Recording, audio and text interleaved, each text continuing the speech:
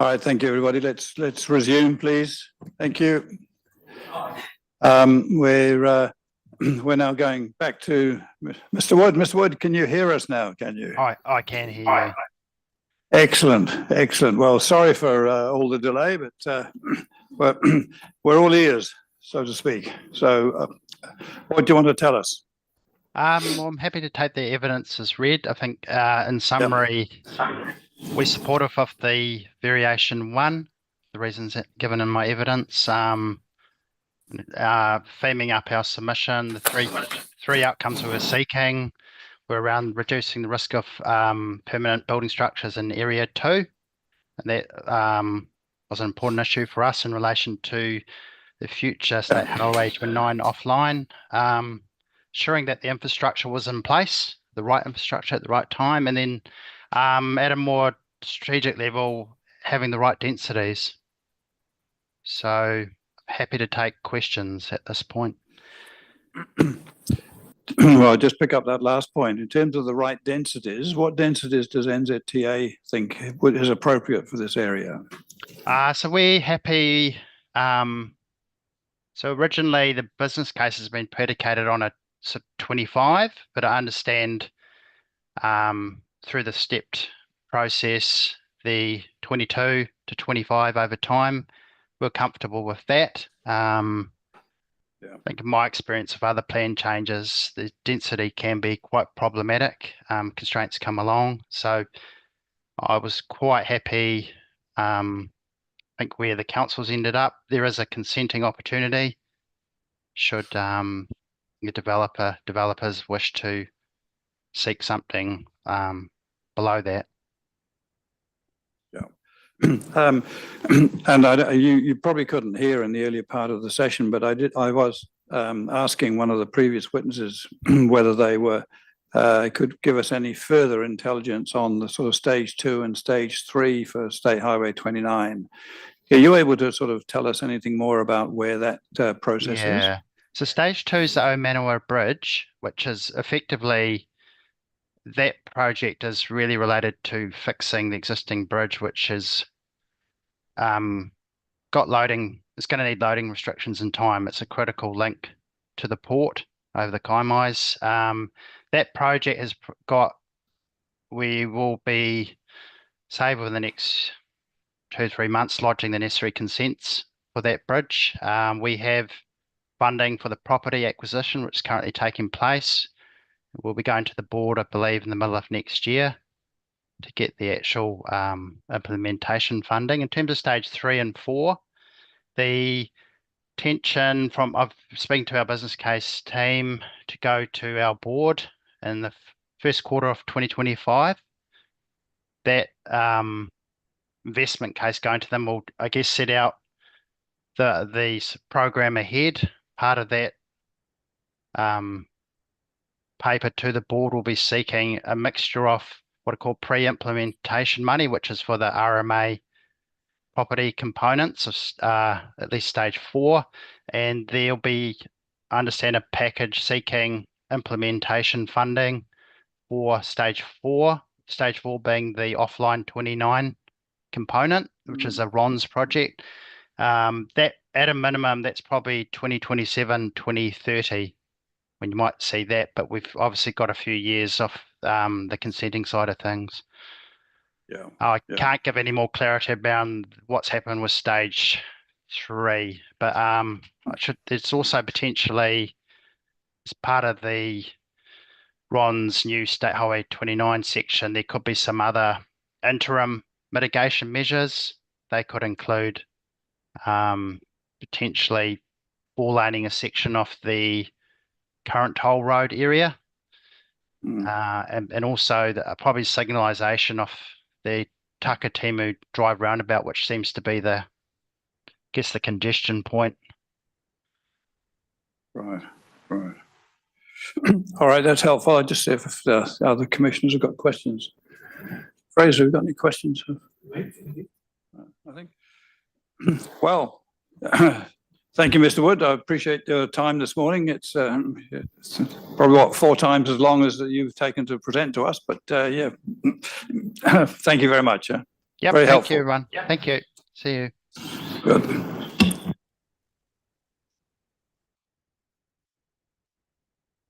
Right, Regional Council, thank you.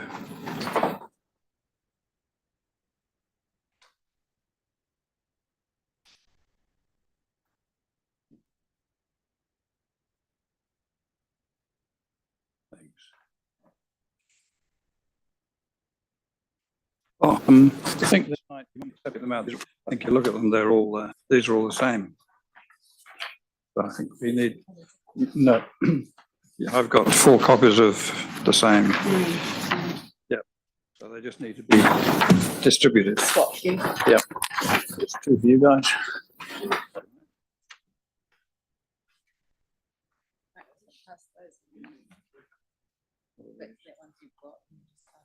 Are they Lucy's? Oh, yeah, more. Pass it on. Oh, that's the same one. Yeah. Okay. Don't worry, we'll have this sorted by the end of the year. Yes, yeah, that's all right.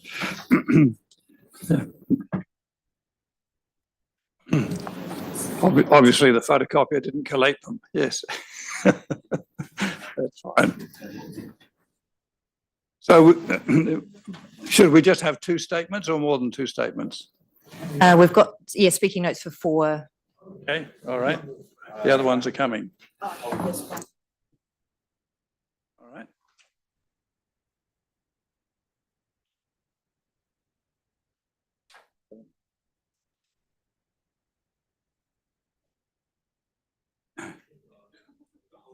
So,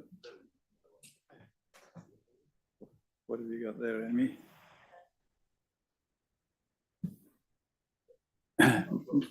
I'll Marky May. Yeah. We'll take those ones. Thank you. Yeah, one more. We should have either Sue Iras or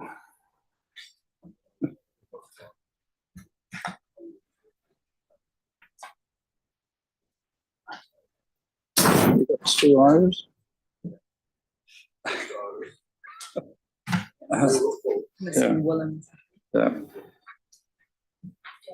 Yeah. Just Iris, Sue Iris. Yeah. Is that, yeah, we just need that one, and then we're there. Thank you. Right. Right, you can go now. Yes. Sorry. Okay. Morena. Holden, welcome. Yeah. Morena. So I'm the planner for the Regional Council, and yeah, we're happy to take our evidence as read. We just had a couple of speaking notes from 4 of our witnesses just to clarify a couple of matters that have been raised so far. So Regional Council supports the variation and the urban development it will enable.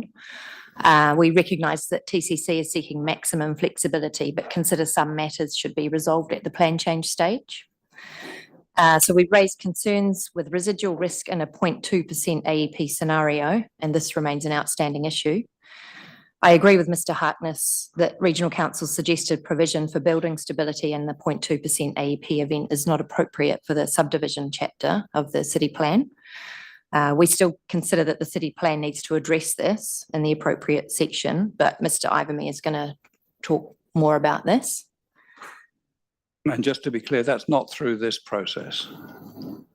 Or are you still advocating that it be through this process? Well, there's a bit of a gap if it was a separate process. Yeah, in terms of what could happen in the meantime, if it was a separate, another plan change, how long is that going to take and what could occur in the meantime? What sort of risks is going to be enabled in the meantime? In terms of residential zoning over flood storage capacity areas, we raised concerns about that, and this remains outstanding. Our position is that it's not good practice to manage effects of such large-scale land use change on flood storage capacity on a consent basis. It makes it difficult to consider cumulative effects.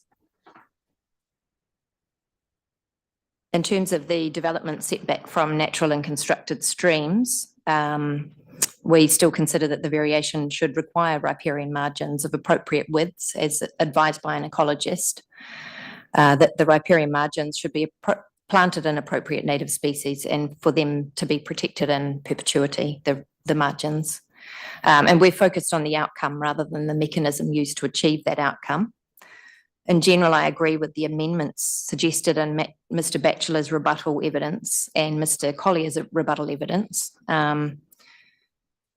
I do think that a constructed stream would be for ecological offset purposes under the MPSFM. So I think that the policy should reference ecology of the stream rather than just access and maintenance. In terms of stormwater quality, I continue to support the proposed stormwater objective and policy and the variation as detailed in Appendix 3 of the Section 42A report.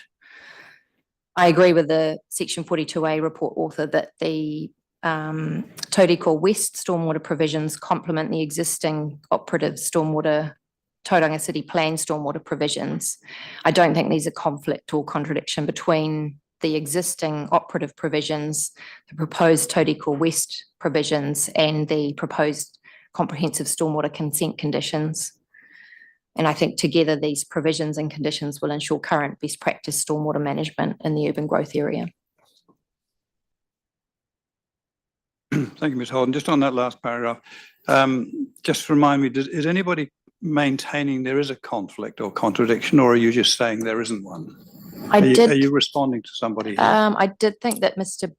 Batchelor had suggested there was a conflict. He was saying that there should be clarification on which, when you're looking at both the operative and the new provisions, that there should be something to say which one should take precedence. But I thought they worked together anyway, other than the operative ones don't require low impact design and the proposed ones do.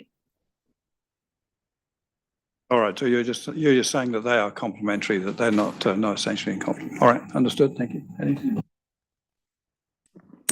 Morena, just wanting to clarify, for the changes the Regional Council's seeking, has a Section 32A assessment, AA assessment been provided for the changes you're seeking, or do you consider one's not necessary? We have not provided an assessment. I guess until we really nail down what those changes could be, then perhaps it's still a little bit up in the air. So some of them you've provided wording, but some you haven't, but you haven't provided a Section 32 for any? No. Okay. Just one other question in relation to a change where you have suggested wording, and it's policy 12B.1.3.1, and I think you're seeking a new G to be added as a subdivision, and it's just G2, demonstrate that the riparian margin will be planted in appropriate native species at appropriate density to minimise future maintenance. I guess the question that arose for me when I read that is, what is an appropriate species? What is an appropriate density? Who determines that? Is that specific enough to be in the policy, or is there somewhere else that we get that guidance as to what's appropriate? I think it would be advised by an ecologist, and I think I could be wrong, but I think that's similar or the same wording as Plan Change 35, Tauriko Business Estate. Thank you.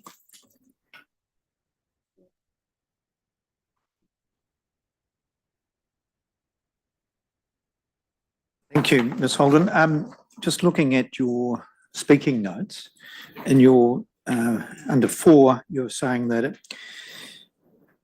concerns about flood storage and you consider it would be difficult to deal with things on a consent by consent basis. Now, we understand that there are 3 main landowners in this development. Given that there are a relatively limited number of landowners and therefore consents that would be sought, does that change your view in terms of whether flood zoning should be a requirement? I guess when you're looking at it on a consent by consent basis, it does become a first in, first served type situation. And maybe that can work with these 3 developers, but I see your point that there are only 3. But we do think that given that Kāinga Ora has already had their earthworks consent and it doesn't involve large scale change within that northern gully, we thought it was a clear win to zone that one for flood storage or non-residential. Right, so I don't know whether you heard their evidence yesterday, but they made the point that wasn't necessarily the only consent, earthworks consent they may be seeking. Right. It did actually get cut off, so yeah. Okay, because I'm just going back to, I think it was PC 27, where we heard that one of the difficulties in terms of zoning flood areas, flood storage, was the fact that in a lot of the developments in this area, large-scale earthworks do take place. And what may have been a flood storage, a flood zone, pre-earthworks may well change significantly, and that there is a need to change those things. And I'm just wondering whether that's something you'd taken into account. I guess that is part of the issue, is that that these large-scale earthworks are changing the flood storage, and is it appropriate to leave that up to the consent? We thought that a more strategic approach was appropriate. Strategic approach in terms of zoning future flood storage capacity areas. But I think the point that was being made was that they weren't necessarily known until such time as the consent process had gone through. Yeah. Anyway, that's just what the sort of feedback we've been getting and the submissions we've been getting. Thank you. Thank you. Yep. Mr. Overme. Good morning, my name is Mark Overme. I will focus on points 2 to 8 in my speaking notes. I thought it would be useful just to cover off a question I heard yesterday around how did we arrive at 0.2%? Yes, that would be helpful. The regional policy statement default risk assessment, Appendix L, aims to define the event of maximum risk evaluated against the risk thresholds set out in policy NH2B, that being high, medium or low. The Appendix L methodology starts with a primary assessment, steps 1 to 4. This requires the 1% AEP event to be used for flooding. It specifies that if the primary analysis results in low or medium risk, as was the result in the flood risk assessment for Tauriko West, then a secondary analysis is undertaken to determine if other likelihoods event in a high risk situation. So the RPS specifies a 0.2% AEP event as a secondary likelihood. The flood risk assessment shows that the 0.2% AEP event defines the maximum risk for health and safety consequences, this being risk to life. It results in a high risk. High risk is defined as a level beyond which should be tolerated. I acknowledge there are provisions in the Tauranga City Plan through PC 27, which make provision for safe evacuation routes or refuge. However, the risk threshold is set at a 1% AP event, so therefore there is a gap for this residual risk situation. So, for example, a family sheltering in place during a 1% AP event could be exposed to up to 3 metres of additional flood depth in a secondary 0.2% AP flood.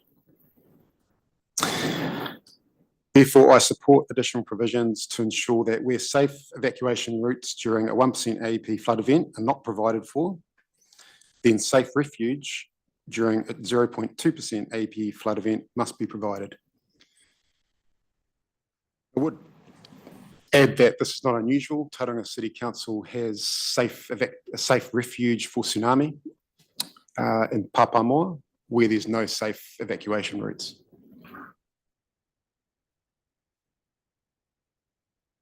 Those are the main points I'd like to share. Certainly, thank you. It's helpful to clarify in your 4 that the primary analysis is both low and medium, whereas I think yesterday the indication was that it was only low or whatever. So that's presumably there's something below low, is there? Because otherwise the first one is a waste of time. It goes straight to 2, doesn't it? Is there a negligible or something in the categorization? Because Not in our framework. well, everything would either be low then or above, wouldn't it? So they'd default automatically to the secondary, wouldn't they? In a new urban growth area. Yeah. Just understanding that. And when you say where a safe evacuation route during a 1% AEP is not provided, so this isn't a requirement to provide a safe evacuation route? At the moment, it's either or, so Or- it's safe Okay. evacuation route or safe refuge. Yeah. So this could result in someone sheltering in place with no evacuation route. So both. Oh, all right. Okay.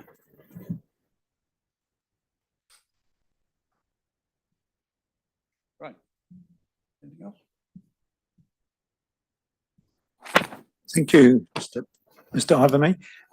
Just looking at your point 8, and you talk about the 0.2%. Can you just remind us what that is built up on, the 0.2% AEP? What event? Yeah, sure. The event that's been modelled is a 0.2% rainfall flood event,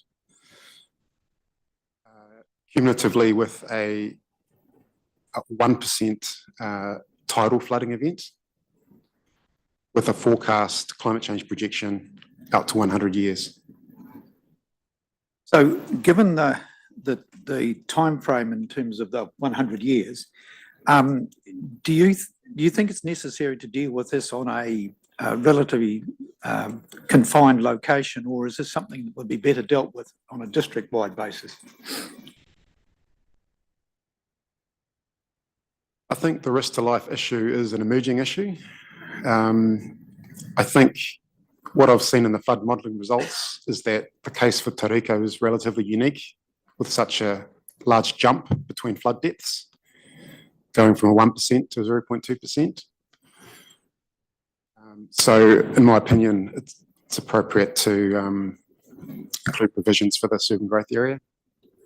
But given that the flood event, the rainfall event, you're saying is the 2130?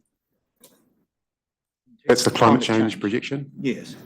So I'm just thinking in terms of from a timeliness perspective, without being sort of unduly flippant about it, there is some time to work through something on a more comprehensive district-wide basis than something specifically bespoke to this location. Is that reasonable? Are you referring to a civil defence type response? The responses that have been suggested in this location, whilst there's significant fill that's been proposed, but I'm just wanting to see whether it's something better dealt with on a district-wide basis than just for this variation. We have potentially other areas which may have similar issues in 2130 or thereabouts might be dealt with as well.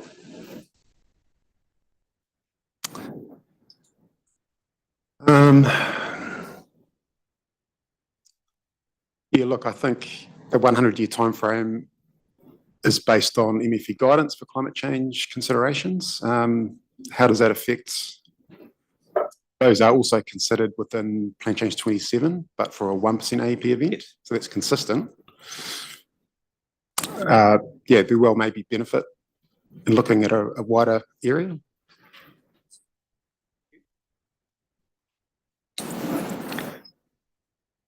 Mr. Hovme, next. We have our engineer online. Good morning, everyone. Can everyone Right, hear? morning. Yes, we can. Thank you very much. Thank you very much. My name is Andres Roa, and I am Assistant Regional Counsel Stormwater Quantity Matters. Happy to take my evidence as read. I just wanted to pick Are you, up are you upstairs, are you? Yes. I'm actually on level 3 in a building in Takasumi at the moment. Right. Okay, Mr. Rowe. You want to go straight to questions, I take it? Yeah, so I wanted to, I have some speaking notes just to build on Okay. I wanted to focus on today. So essentially 2 topics being firstly the land use zoning of flood-prone flood storage areas, and second being the residual risk to people within the plan change area. So starting with the land use zone, the flood risk assessment associated findings are based on flood models that use landform option 5 for the development scenario. This landform allows for the topography of the Northern Gully area and the associated Wairau River floodplain to remain unchanged.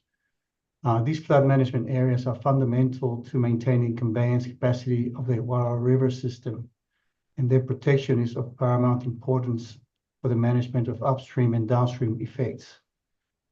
Due to this reason, significant natural flood management areas such as the Northern Gully should not be sown, in my opinion, residential, in order to protect them against future filling or other modification works, and that's to protect the flood management function. The second heading I had, it was to do with residual risk to people, and this is to do with the 0.2% AP event. So the flood risk assessment shows that an area in the southern part of the growth area, there is high risk identified during a 0.2% AP event.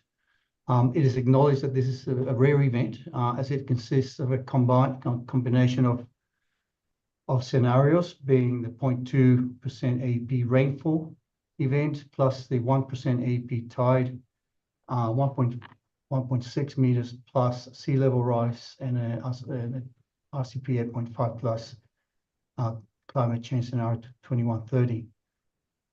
However, the risks associated with this event are not specifically covered in PC 27 or Tauranga City's Infrastructure Development Code or the Building Act, as those documents relate to primarily the 1% AP flood events. So in view of the residual risk to people identified during such an event and the associated consequence level, which is assessed as catastrophic, the need to consider a management framework at a plan level to address these risks is, in my opinion, appropriate. This framework could consider safe evacuation, safe refuge, civil defense alerts, and flood event warnings, or a combination of these. So yeah, this is what I wanted to share today. I'm happy to take any questions. Thank you. Thank you, Mr. Rowe. Just see if there's any questions. Fraser?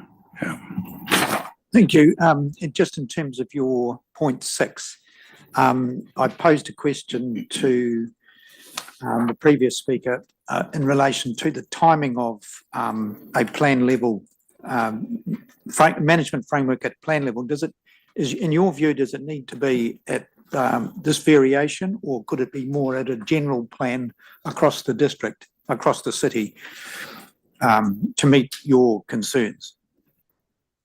Look, I think in this case, my view is that it should be in both, but this is quite a specific set of circumstances surrounding Tauriko West, and it's the fact that we are dealing with a very, very large delta in flood levels between the 2 secondary events considered, being the 1% and the 0.2%. And that delta is 3 meters, up to 3 meters in depth. That's clearly a risk that we see that should be addressed, and ideally a framework put together to deal with these risks, ensure that people in those situations are safe. Okay, so a follow on from that, and this is maybe not something you have at hand, but what is the likelihood of such an event actually occurring in the next 10 years? That's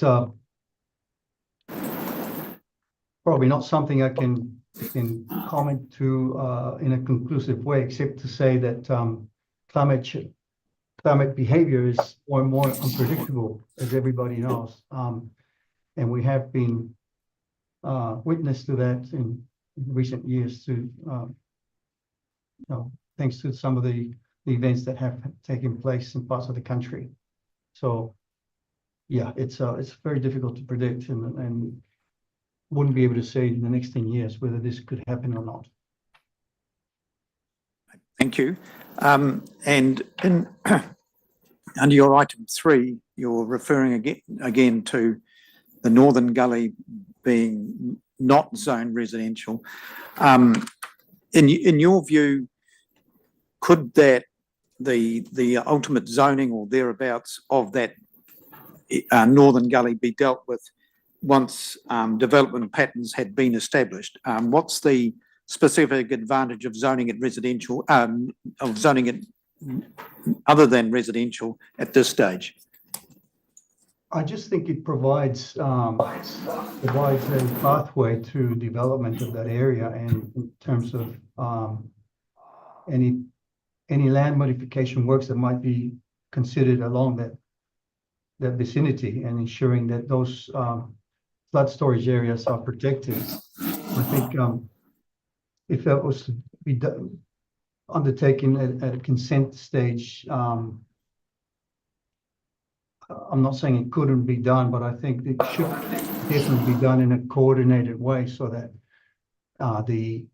whatever the outcome is acceptable from a flood protection and flood management point of view.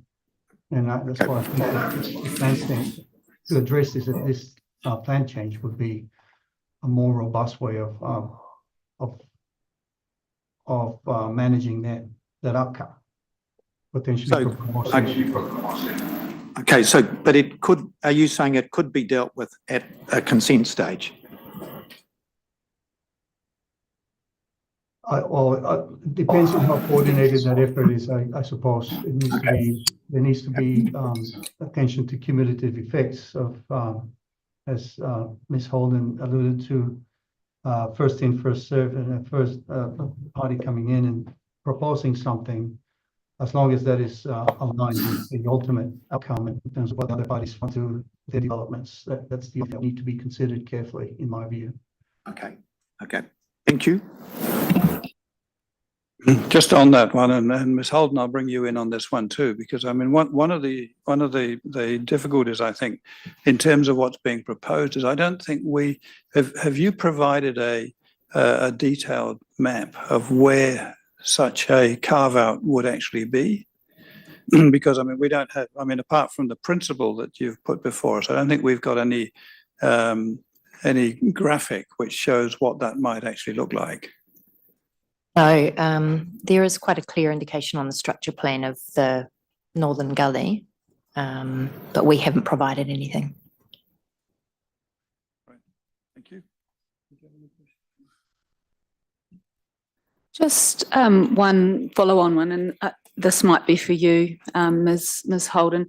Yesterday, we heard from Kāinga Ora that said, yes, you could attach a non-residential zone through this plan change, but in terms of, and this circles back to my question about Section 32, it's not the most effective or efficient method because in their submission, it's inefficient to zone when you don't actually know the specifics of the area, and then you're going through a separate plan change, and it's much easier to tidy those up later on if to go from a residential to a non-residential at that point. Just wanted to give you an opportunity to respond to that. I'm not sure whether you were able to listen into that yesterday.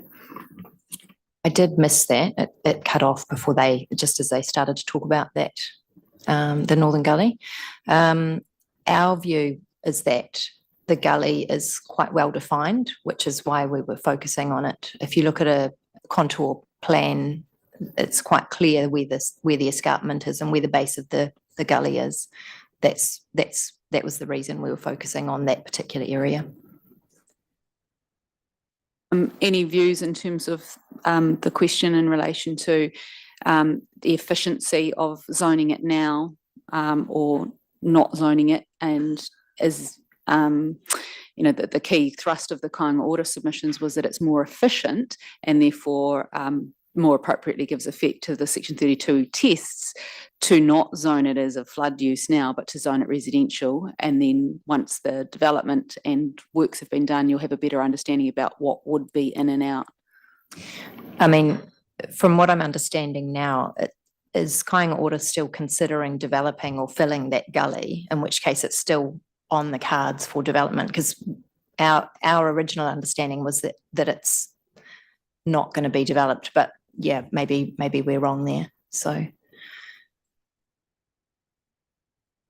it was just if you wanted to provide a response, so that's fine. Yep, so we have our stormwater quality witness online. Thank you, Mr. Rowe. That's it.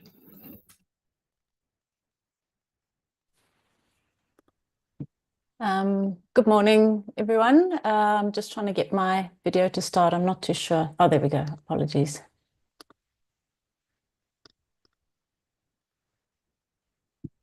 Good morning, commissioners. Good morning. My name is Susan Ira.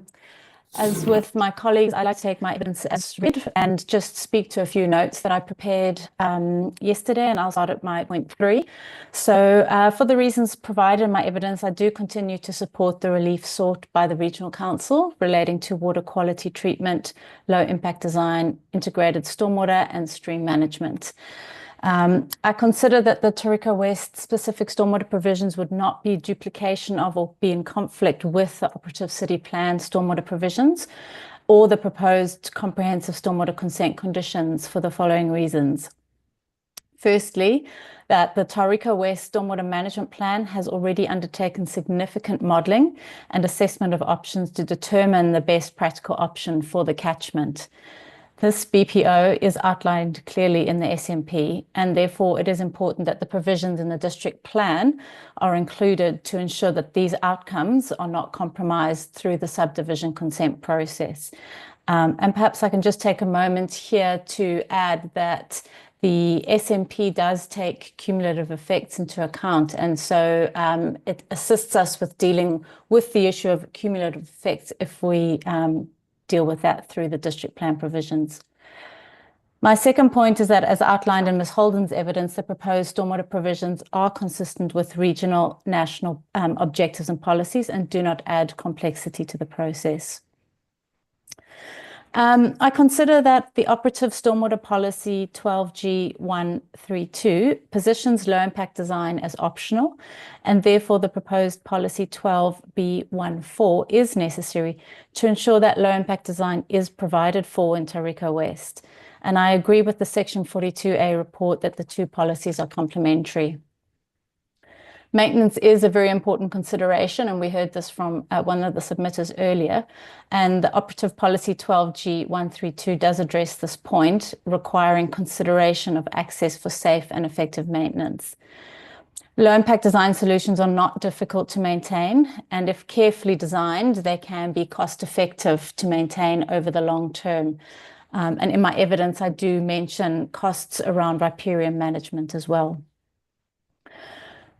So point 6, I continue to support the specific references to low impact design in the variation provisions. Ms. Holden has addressed the issue of why it is important for the district plan policies to be consistent with the comprehensive discharge consent for Tauriko West. And I would like to comment on the applicability of low impact design to this plan change. On a sub-catchment scale, the proposed landform does require an extensive amount of large-scale earthworks, and this is inconsistent with the low-impact design approach at that scale.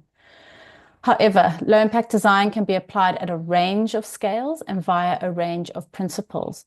So there may still be site-scale features that could be maintained, restored, or protected in accordance with a low-impact design approach to site development, and this would be supported by the use of green infrastructure and a treatment train approach. I therefore continue to consider that the proposed stormwater policy is necessary. The policy is an important part of ensuring that the outcomes of the stormwater design philosophy and the stormwater management plan developed by Tauranga City for the plan change area are met. So finally, the vision for the best practical option for stormwater management in Tauriko West in terms of the water quality, stream management, extended detention and flooding approach, as outlined in the stormwater design philosophy and the stormwater management plan, needs to be set via clear structure plan provisions, which provide a certainty of outcome for the local authority, for developers, the regional council, iwi, and for the community. The potential to avoid eroding outcomes sought during the plan change process will be substantially reduced when the necessary provisions to protect receiving environment values are included within the amended district plan provisions. I'm most happy to take questions. Thank you. Thank you, Mr. Hara. Fraser, questions?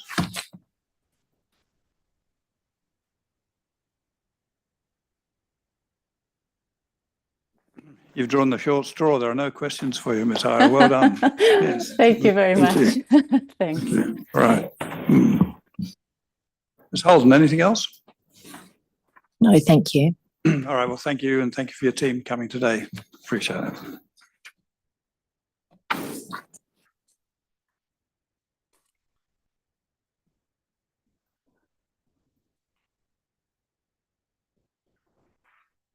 She's on the line. She's online. All right, Ms. Howie, welcome. Can you hear me? Yes, I can. Can you hear me? Absolutely can. So what would you like to tell us? Sure, get straight into it. Kia ora, everyone. So my name is Emma Howie. I'm the planning manager, general manager of planning and urban design at Woods, and also a technical director here. So I'm appearing today on behalf of the Ministry of Education in response to the submission that they've made on Variation 1 to Plan Change 33. So I won't go through my full evidence. I'll take that that you've all thoroughly read it. So I'll just skip over sort of some of the key points that I've raised in my evidence, and then leave some time at the end for any questions that you might have on that. So just by way of, I guess, overview of Ministry of Education, as you are all probably well aware, the ministry is required under the Education and Training Act to respond to growth across Aotearoa to make sure that we've got sufficient schooling for our children, and in response to growth of communities, making sure that they're adequately enabling enough classroom space within existing schools, but then also acquiring land and building new schools within new growth areas. So Tauriko is definitely one of those areas that the ministry is looking hard at to acquire land for additional schools within those areas. And so it's really important through that that there is an enabling policy framework and planning framework within the city plan or district plan to enable the ministry to respond to that growth. And so the officers report, the Section 42A report that's come out, all of the submission points that the ministry has sought in their submission have all been rejected. And so I guess this is why I'm appearing today to just talk through some of the importance of those submission points that have been raised, and really focus on two key areas of importance that we need to ensure enables the ministry to do their job and provide education for children in Tauranga. So the two key points is seeking that we get a policy within the growth area precinct, which specifically enables schools to be established in response to that high density of growth.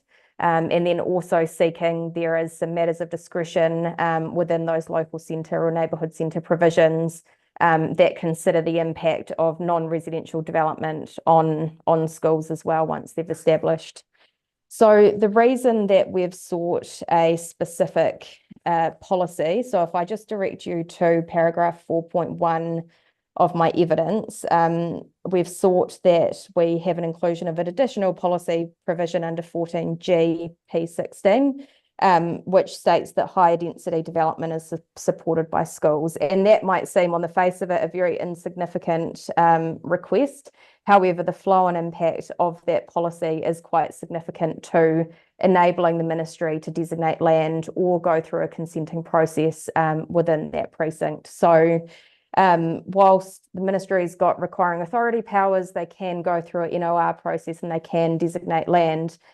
In absence of having that enabling policy framework, it's actually really difficult to assess the effects of a designation. And so having a policy that specifically anticipates education within the precinct will mean that when the ministry goes to designate land, it's much easier to take it through that assessment process. And that's quite consistent across the country. So particularly in Auckland, where precincts are commonly used, the ministry has sought specific policies to be included in those precinct provisions. So that's happened in Drury. It's also happened in Albany as well. There are two recent examples, and they've been successful in getting those provisions in there. And again, that means that when they go to designate the land, the framework's set up to anticipate education in there. Second to that policy is we've also sought a restricted discretionary activity status within the precinct itself. Just before you go there, Ms. Howie, just before you go there, can you confirm that policy that you're seeking is not otherwise available in the plan? So there isn't a generic policy covering this issue? There is. The MDRS provisions do have residential development can be supported by schools. However, when we get to the designation process, the precinct provisions tend to be the ones that are really focused on by officers when they're understanding whether or not it's suitable to establish education within a precinct. So those precinct provisions are really critical to anticipate education within an area. So whilst we do have generic ones, that precinct policy can't be underestimated on how important it is. Thank you. Okay, and then so the second one is seeking a restricted discretionary activity status, and that again just lends itself to education being an anticipated activity within the precinct. And up and down the country, similar situation is looking to get that activity status to enable education to be easily established. And if the ministry needs to go down a resource consenting process, they can do if they don't want to opt in for that designation process. The second fundamental change that we're seeking through this submission is the local centres and neighbourhood centres matters for discretion. So at the moment, the way that those provisions are drafted, they're very focused on the impact of establishing commercial activities and how that will impact the surrounding residential neighbourhood. I think there is some missing wording in there that considers non-residential activities and the impact of local centres on non-residential activities. So I've taken a look at the wording that was originally included in the submission, and I think that can be simplified further. So if I can direct you to paragraph 5.6 of my evidence, rather than seeking additional matters for discretion, we've included the word "and schools" within that matter for discretion A, so that it considers local centres on the impact of the surrounding residential neighbourhood, any residential activities and schools within the centre. And I think that's sufficient enough to be all-encompassing, so that if there are existing schools established when the neighbourhood centres are established, then there has to be that sort of look back onto, okay, well, what are the potential reverse sensitivity effects on the schools as well as the surrounding residential environment from that neighbourhood centre. So those are really the two key points that have been sought through the submission. And again, they're being sought to enable the ministry to establish new education facilities within this precinct, and to really respond to that overall vision of the variation, which is seeking to develop a thriving community for people to live, work, learn and play, which includes community facilities, so reserve schools, and community facilities supporting that live, learn, work and play community. And so I think that overarching vision has really set itself up to enable schools to be established within the precinct, and it's important that the flow on planning framework provides for schools as much as it does for residential activities and commercial activities and other community facilities. So I'm happy to take any questions. Thank you for that. Just a question, in terms of seeking restricted discretionary activity status, are the matters of discretion, the generic matters of discretion, sufficient for the purpose, or because I don't think you've recommended any additional ones to the generic ones? No, we haven't. And the restricted discretionary activity status wasn't included in the original submission that was made by the ministry. So I've included that because I think it's an appropriate mechanism as part of that policy. I'm happy to provide some supplementary matters for discretion if that would help you at all to support that activity status. Well, I guess I'm looking at Mr. Fisher to see if we got a scope issue there, do we? Yeah. Before we go any further. Yeah, as explained in opening, there's the issue wasn't raised in the submission, so you would have to be relying on your powers to make an out of scope recommendation, and in doing so, you'd have regard to the natural justice considerations. If there's anyone that isn't involved, that should be the extent of the change, those types of things that I said in the submission. So that would be the process. I did say in response to questions from Commissioner Morrison-Shaw that I didn't see any significant natural justice issues necessarily arising, because the request is at least confined to the urban growth area. It's not going to affect the wider plan. People there should be involved, probably are. So I didn't necessarily see a natural justice issue. But yeah, if you're going to consider it further, there would definitely need to be matters of discretion to go alongside the activity status, and they would need to be very, very carefully considered by the council planners, I would think, because the effects of a school could potentially be wide-ranging, which I suspect is why it's been put as discretionary activity status in the first place, because otherwise you might have a very substantial list of matters of discretion, and you get to the point of saying, well, what's the point in that? It should just be a discretionary activity. So yeah, if the submitter wants to put forward those matters of discretion, they can certainly be considered by the council. Right, you heard that, Ms. Howie, I take it, did you? Yeah. Yep. I think if you're going to furnish us with some proposed matters of discretion, that would need to be done fairly quickly. So I would suggest, well, what's your suggestion for when you would want to consider that? I think there's a number of other matters we're probably going to have to consider pre-Christmas, just as part of a formal written closing statement. Ideally, we'd have that material from Ms. Howie to form part of that. So over the next week or thereabouts. I can have that to you Friday, if not Monday next week. All right, that's fine. So I can get that to you very quickly. It's the scope of what needs to be considered as part of a resource consent can be quite contained. The effects are well known. That's right. You don't need to go over that now. Yeah. You don't need to go over that now. Just supply us with that, and staff will comment on that and advise the panel. Okay. Right. We can do that. Just a minute. There may be some other questions. Anything? Fraser. Yes, thanks, Ms. Howe. I do have a question in relation to your 4.6. You talk about a confirmed need and intent to establish schools within the southwest Tauranga. How do you define the southwest Tauranga?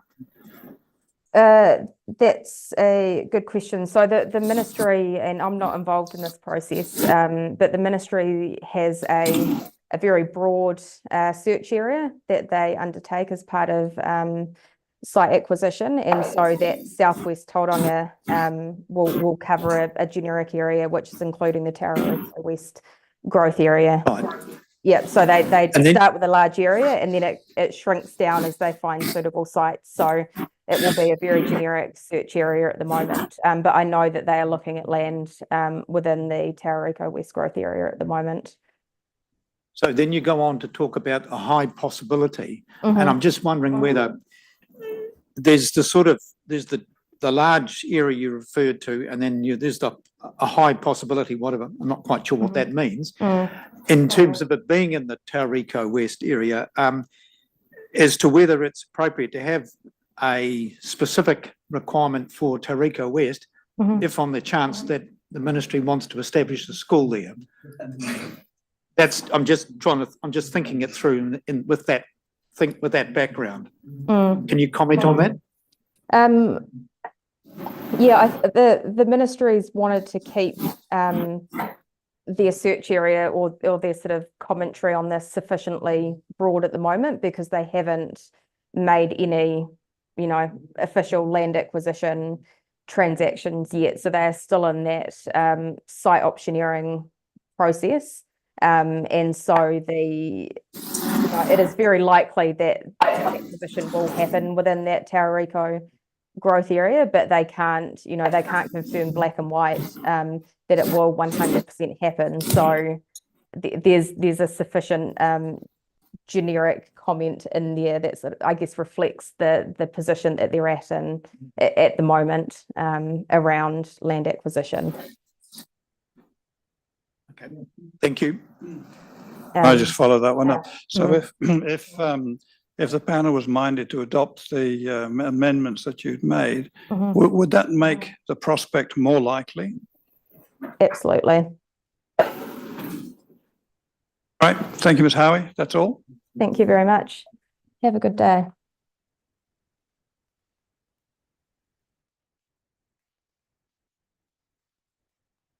Right, we have a number of submitters from Redwood Lane now, and I don't know whether you're coming up as a group or individually, but on the schedule, the first is George Marriott, but we also have Keith Catron and Jason Wright. I don't know whether you're coming as a collective or as individuals.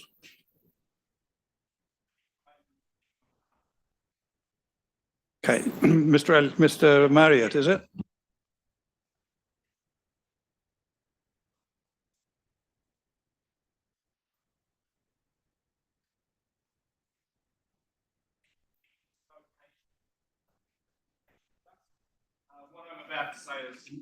Sorry, your mic's not on. Could you put Yeah, it's on now. I just did that. Thank you for that.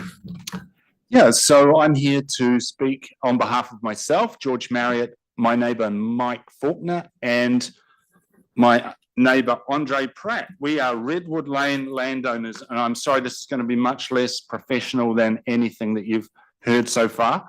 I live at 17 Redwood Lane, and we've lived there for 17 years. That's my wife Shirley and I, and it really is, as you can see there, it's a piece of paradise. It's Tauriko's original farmhouse. It has amazing redwoods there, and we have really cool pick your own blueberries that locals love. My written submission to you, and I apologize for the condition of that, is pretty hopeless, but Mike, basically it came down to two things: that ring fencing Redwood Lane landowners into an Area 3 prevents us from subdividing and developing our land. And I said that that was unjust and unfair. And I also submitted that the neglect of Redwood Lane itself and the exclusion of Redwood Lane from the scope of Tauriko West development is going to create fear of crime and a public safety hazard around the highway underpass. The result for me personally is I look set to lose our blueberry business while being locked out of the possibility of making up for that loss by not being allowed to subdivide. And I submitted that we should be able to connect to the infrastructure, especially if it runs near or across our land, as it does in the next slide.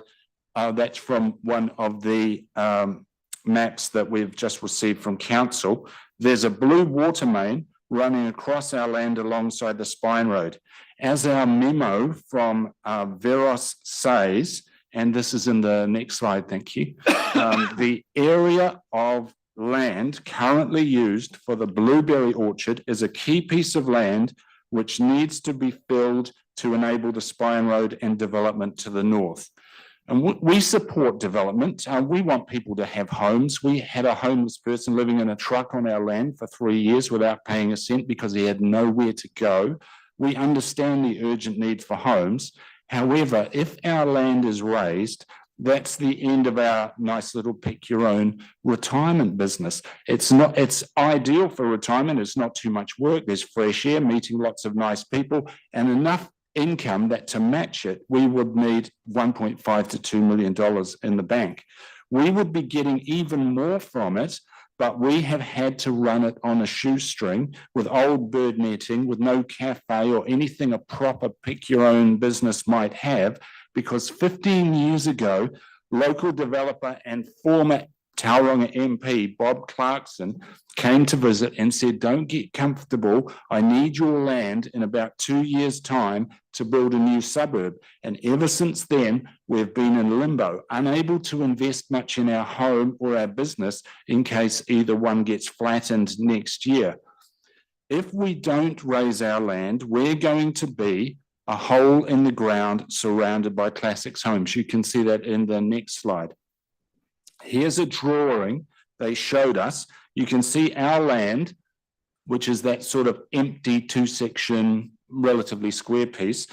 It's surrounded by all those small properties. If we don't raise our land, we're looking at, you see at the top edge, we're looking at an 8-meter retaining wall right along the top edge of our property, or maybe Classic will slope the land, and that means they're going to have to lose some of their valuable sections.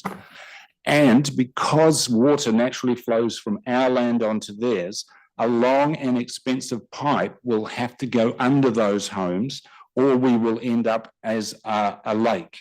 However, raising our land is extremely expensive. Going back to our Veros memo, it's full of depressing phrases, and you can see some of them on the next slide. Thank you. Depressing phrases like negligible development margins, costs being exceptionally high, and unfeasible development. Even if we press on with our blueberries, the loop road, which is planned, will make it too difficult for people to reach us. Do you realise that all the extra driving that we'll have to do because of the loop road amounts to a yearly return trip to Wellington?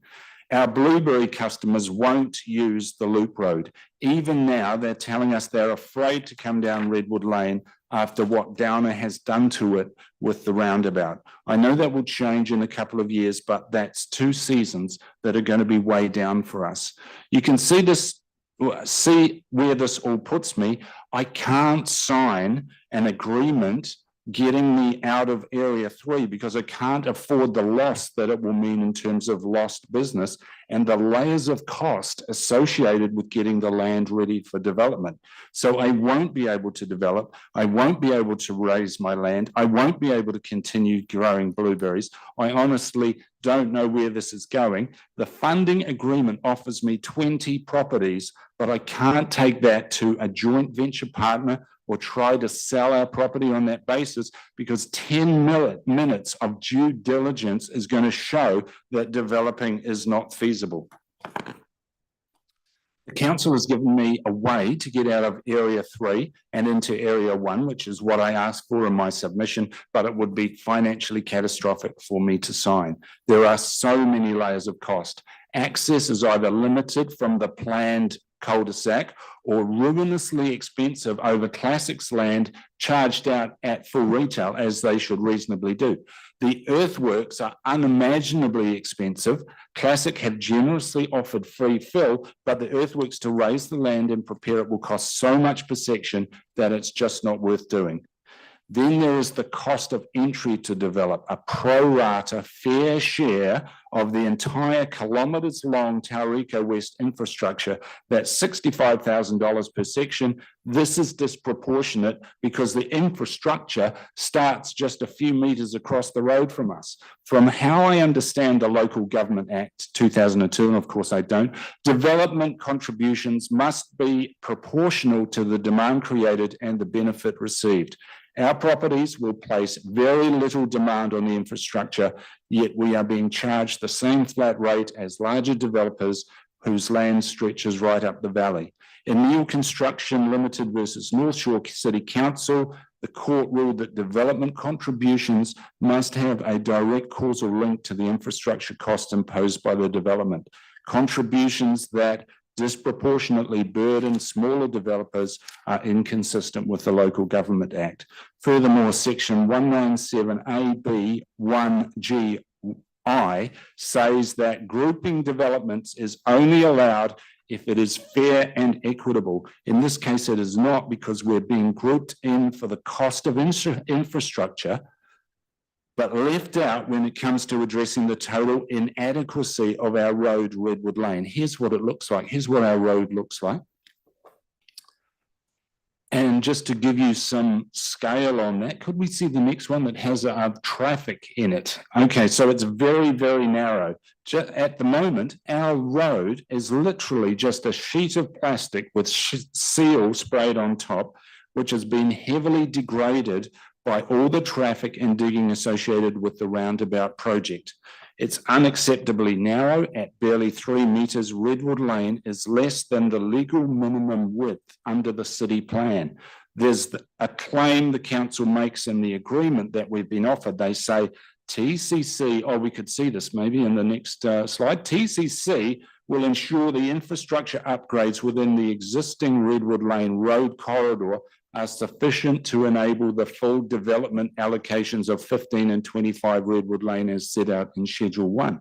But I can't see how that's possible, because none of the plans that they have anything to do with that narrow strip of Redwood Lane that you saw there. According to the agreement, nothing about this part of our road will be widened or improved. This is not a legal road in Tauranga, and it certainly has no capacity for further properties, yet that is somewhat guaranteed somehow in the funding agreement. I hope you will address this when you make your recommendations to the council. They have told us they don't have to abide by what you say, but you carry far more weight than I do. Please recommend to the council that the upgrade of Redwood Lane is folded into the infrastructure budget for the whole of Tauriko West. I mean, roads are part of it, aren't they? The Spine Road, the Loop Road, Redwood Lane should be part of it too, because it is an important connection for the whole community. Redwood Lane needs to become a legal, decent road for everyone who wants to use the lane as a connection to the Riverside Walkway we've been promised. That's at one end, the start of the Riverwalk. You can't send people down there in its current state. At the other end of Redwood Lane is another important connection. Through the tunnel, under the highway, on foot, on bikes, on scooters. This is the original vision for modal shift, offering a safe and decent connection to the industrial zone, the lakes, Tauranga Crossing, and the cycleways into town. As someone who has ploughed my way up through traffic on Tauriko Hill on a bike and scooter, I'm dearly looking forward to the day when I can scoot on the flat all the way to the mount. The problem is that the council is not treating Redwood Lane as a valuable community connection to the river and the wider city. No, instead, it is being treated as the armpit between Tauriko West and the wallboard factory. If the entrance to the highway underpass tunnel is treated that way, it's going to become as bad as all the other underpasses around Tauranga's cycle and walkways. I use those underpasses. They are extremely unpleasant and unsafe feeling places. I would really like you to understand what will happen to the link to the tunnel if Redwood Lane is not upgraded. We've seen it all already through the years. We're just far enough out of town to cause trouble. The drug deals, we've had neighbours counting the regular 8-minute visits to the lane, the overnight camping for weeks at a time. We've had to get camping vehicles started up, you know, when their battery runs flat from being there for so long, the open defecation, the gang hangouts, the armed offenders squad callouts, the petty theft. I've had to break up partner violence by people parked up on Redwood Lane. I've answered the door in the darkness to a man with a machete wanting me to call the police because he's been beaten up. This is what goes on around an undeveloped lane on the urban edge, and it's definitely going to happen around the tunnel under the highway if you don't have a decent street leading to it. This could, oh, can we see this? Very good. This next slide shows that this could be the nicest walking, cycling and riding connection in the city, or it could be the dodgiest place in town. So I ask you again, please recommend folding the upgrade of Redwood Lane, the full upgrade of Redwood Lane into the Tauriko West infrastructure program. Otherwise, isn't the council failing in its responsibility to ensure public safety and reduce fear of crime?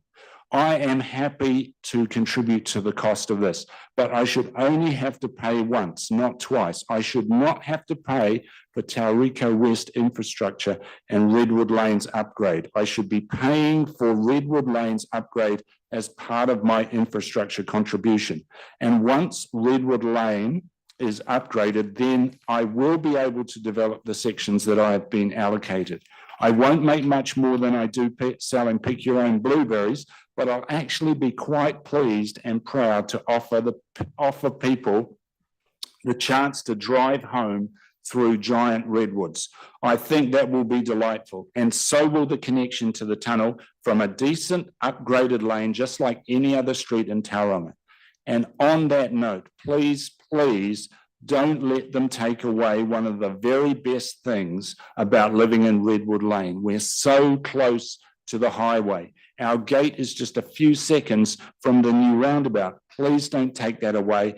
Don't make us go around the loop road.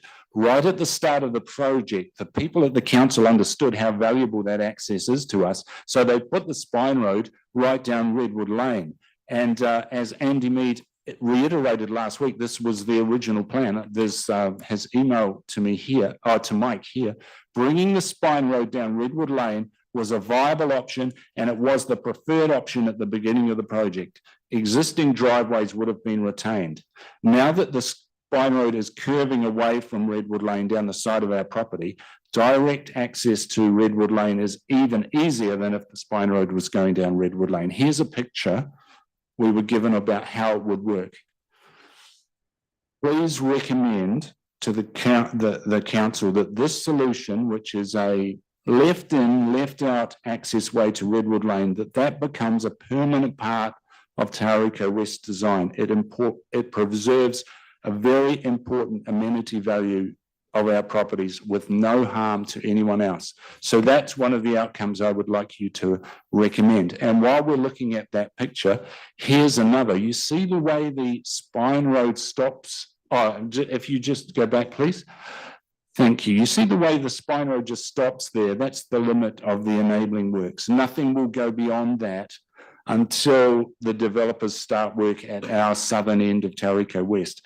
That is going to be one of Tauranga's best sites for burnouts. Please don't let that bit of road just sit there for years while we're in limbo listening to the tyres squealing. Please give us the mental and emotional relief of a little bit of certainty. Please recommend that the developers actually get down to work at the southern end of Tauriko West, or give up on the idea of it completely. It's just not fair that I have to go more years not knowing what is happening with my property. I'm sick of it. And who is going to give me a decent price for my property with so much uncertainty? Please give me some certainty. Recommend that developers either get started on the southern end as soon as their earthwork consents are finalised, or they don't do it at all. It's off. To please do to the developers what has been done to me, remove the ability to subdivide and develop. It's been done to me and you can do it to them. Give me some certainty, please. Anyway, things like direct access and mental health are things that are nice to have. The upgrade of Redwood Lane is a must-have. I don't understand the hostility to the idea. Look at the plan, if we could look at the next one. This is a plan we were shown. We lose our direct access to the highway, but in general, we like this. We want this. It's a good plan. Why not do it? I think it's the price tag. Here's something that I think is absurd. If we could go to the next slide, please. Here's the price we were shown for the kilometres long major road, the spine road, $47.2 million. That's a lot, but it's a big road. So if that's what several kilometres of major road costs, what would about 100 metres of ordinary suburban street cost at Redwood Lane? Okay, here goes. Are you ready for how much it will cost? $4 million. Nearly 10% of the spine road that goes all the way up the valley. How can that possibly be? I believe that we have been given a costing with a lot of very big numbers. Could we see the next slide, please? This is what we were sent about how they arrived at $4 million. I think that this was created to just to make it unpalatable to stakeholders. Do we have any way of knowing if these numbers are realistic? We don't. But sadly, that's the pattern of what's been in that we've seen in councils dealing with us. For instance, after their first 8 years in limbo, after Bob Clarkson's first visits, things happened in earnest with Redwood Lane, Tauriko West in 2017. We were told that to make it happen, we would have to be rezoned as Tauranga City from Western Bay. We were told not to worry about an increase in rates because there was a policy in place just for people like us. And the wording of the policy or the description of the policy from an email from Tauranga Council is there. Tauranga City Council has a postponement policy and it describes rural postponing rates for several years until the usage of the land changed. And that is what convinced us to not object to being moved. But when we did move, there turned out to be no such policy. The link to the policy quickly died. When we did join Tauranga, our rates went up so much. I literally called up because I thought we'd been charged twice. No, those were our rates now. And all through these years, the prospect of being able to develop has come and gone, promised, then withdrawn. The meeting that took the cake was in November last year. After the strange days of the 30-year IFF levy, we were told that our big developer neighbours had come to the rescue. They will pay for the infrastructure. Good for them. Now, of course, we were told this will affect our allocation of properties. So up comes a slide, which is the next one. Up comes this slide in our meeting with the council. Option. The first word is option. Redwood Lane landowners will get no allocation at all. And we were all silent, waiting for option 2, because obviously option 1 was no good. But oh wait, there is no option 2. Someone literally forgot to take the word option out of the headline. There will be no allocation of properties to us all. Yes, we'll have pipes running over our place. Yes, chances are there's no way to keep the blueberry business going. Yes, you'll have to pay to do the earthworks because Classic won't pay for that. But no, you will not get an allocation of properties. Why would you? Classic, IMF and KO are the ones putting the infrastructure in over your property. Why should you get to use it? Since then, the developers have relented a little, but for someone like me who's actually losing a business and an income stream, the terms of the agreement cannot in any way make up for my loss. The agreement as it stands is arguably fair, but it leaves Redwood Lane in a terrible state. And that's a hazard for the community that should not be allowed to stand. I'm not against development, but I have a lot to lose here. Please recommend to council these 2 options. Please protect our direct access to the highway. And please find some way to upgrade Redwood Lane to make it a safe and decent connection for people to enjoy the river and get safely under the highway. For that to happen, we need a fully developed road. Thank you. Those are that's what I have to say. Thank you very much for listening. Now I would like to speak on behalf of Mike and Danae Faulkner from 24 Redwood Lane. Just, Mr. Murray, can I just get an assessment as to how much longer you're going to be speaking, or you wish to speak? As we're running out of time, and we'll have some questions for you. That's all. Okay. Well, I would love to be able to express their point of view, but it looks like about 5 minutes for theirs, and then we have about 3 minutes for Andre Pratt's. Thank you. Sorry to be taking a long time. Now, so Mike and Danae own a lovely riverside property at 24 Redwood Lane. They became our neighbours about 5 years ago, and they immediately found themselves embroiled in this turmoil over the future of Tauriko West. They're supportive of any moves to create urgently needed housing, but the way that council has treated them has definitely depleted their enjoyment of living in Redwood Lane. They have land around the perimeter of their property that could be developed into several properties. Under the current agreement offered by the council, they've been allotted 5 subdivision lots, but not only are the terms of the agreement extremely expensive and onerous, they also have the problem of accessing those lots. Redwood Lane in its current state is completely inadequate for that access, and so is the council's concept of a heavily truncated loop road cul-de-sac. That means Mike would have to swap or purchase classic land to provide access to his lots. Well, there's not enough land to swap, and the rate at which classic will sell land looks to be about $1,500 per square metre, which puts about $50,000 onto each property, makes it completely unviable. One solution would be to help them, would run the loop road along the side of their property. The classic want properties on both sides of the loop road, so they're unlikely to agree to that.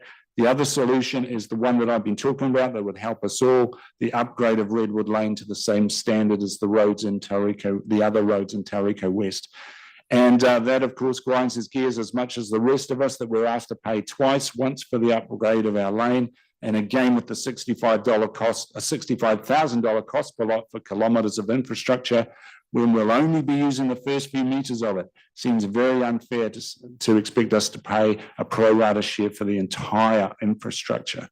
But Mike Faulkner would like you to hear today that's not the only unfairness that's been grinding his gears. There's number one, there's the way the council keeps threatening and pushing him into a corner. Sign this agreement or you'll be locked out of developing in phase 1. Sign this agreement or you could face an enormous cost to receive water and wastewater from the new infrastructure. 2, the way that the council promises things then takes them away. The promise, albeit always verbal, never recorded, that rates would not rise. They doubled the promise that there would be a rates deferment scheme.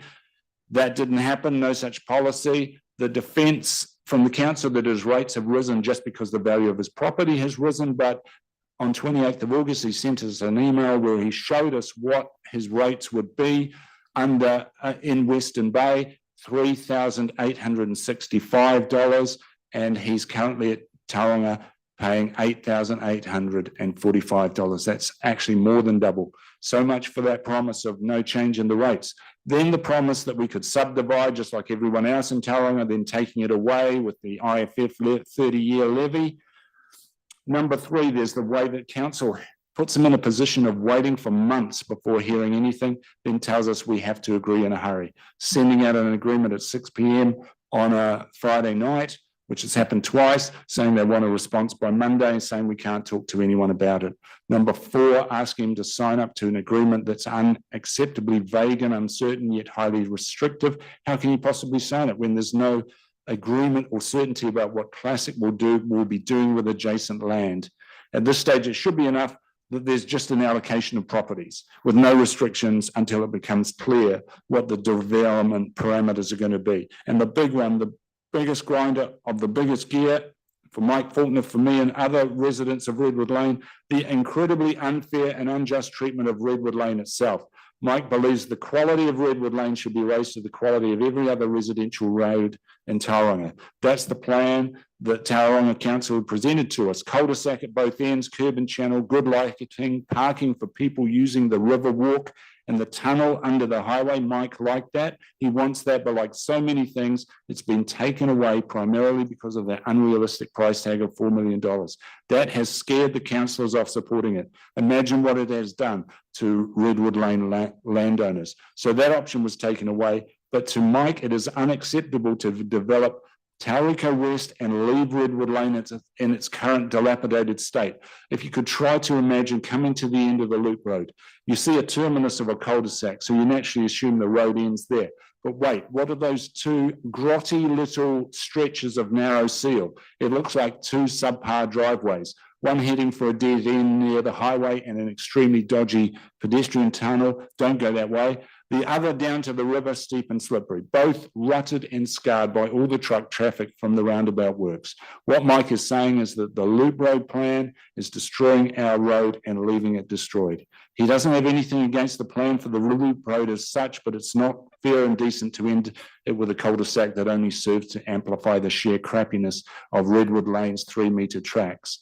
Mike believes that because he's paying the same rates as other Tauranga city residents, he should have the same quality of road and the same access to services. Right now, the road's too narrow for rubbish trucks and the post. It's a fair walk to their bins and their mail. Redwood Lane is inadequate and non-compliant now. It is going to be even worse when butted onto the loop road. There are two potential solutions that Mike wants you to consider recommending to the council: upgrading Redwood Lane to the same condition as other Tauranga residential roads, or retaining the direct access from the highway as I was asking for, so Redwood Lane can stay as a narrow, peaceful rural lane using a left in, left out from and to the spine road, no loop road.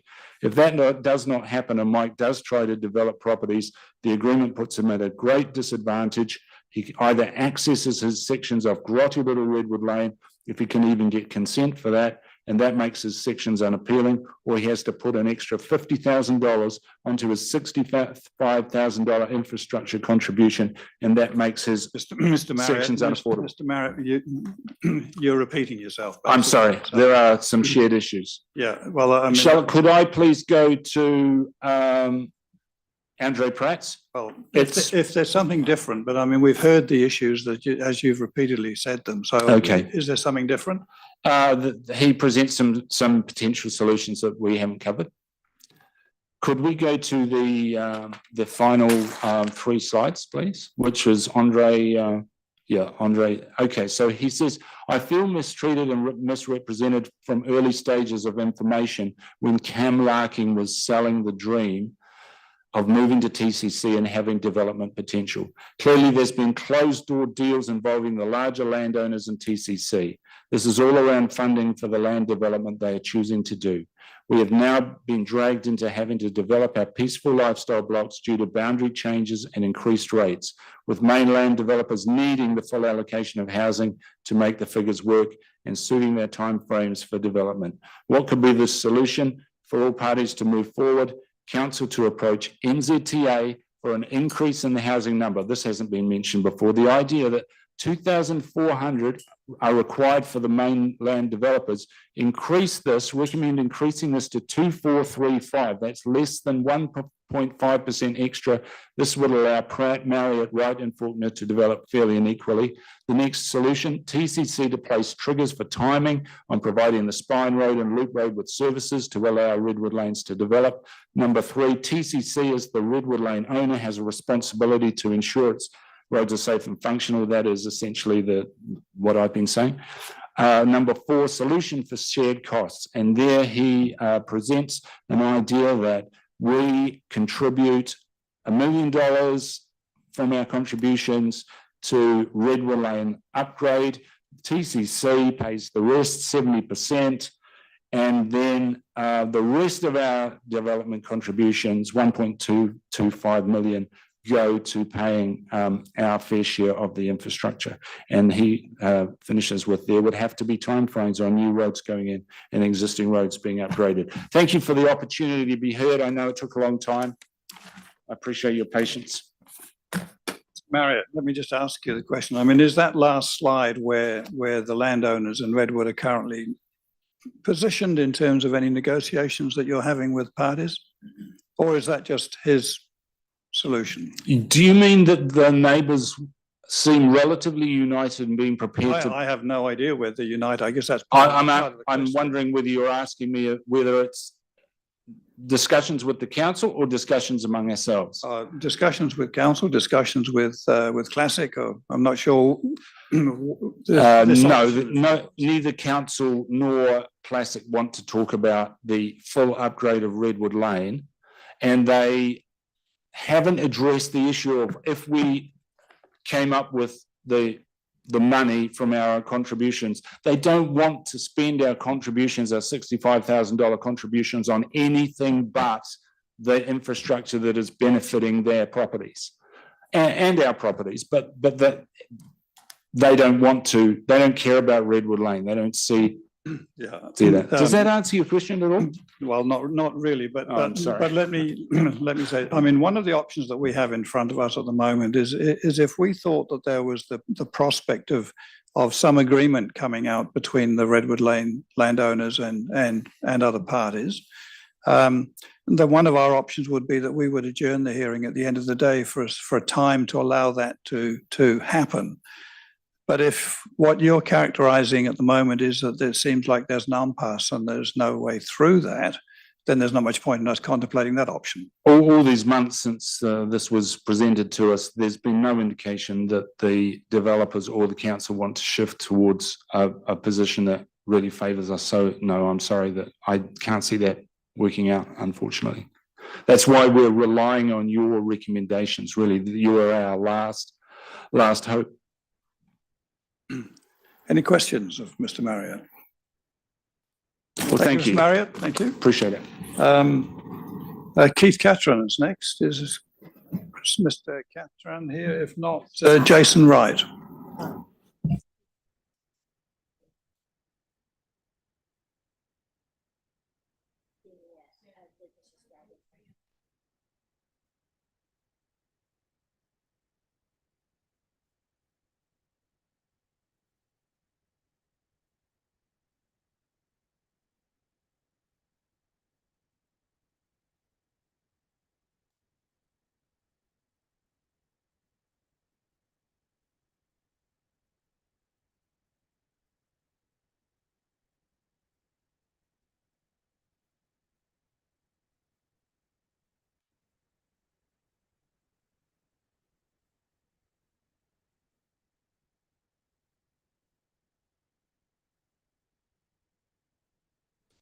Mr. Catron, is it?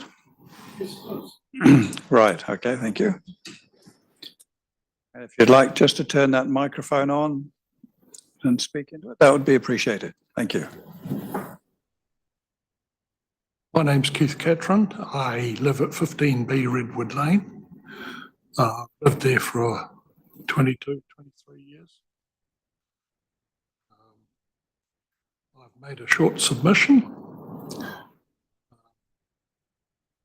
Before I go any further, there have been discussions and negotiations between the Lane residents and the city about possible arrangements for development.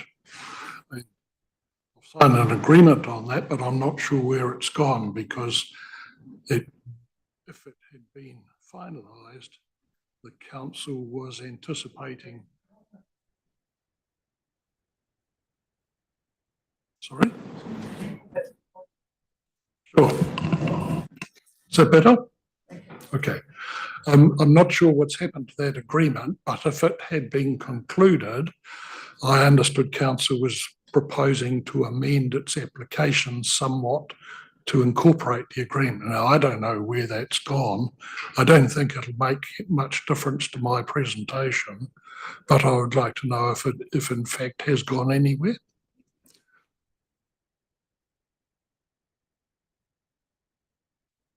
Briefly speak to that. So I think as George mentioned, there's been a few versions of that agreement that have been circulated in the last few weeks.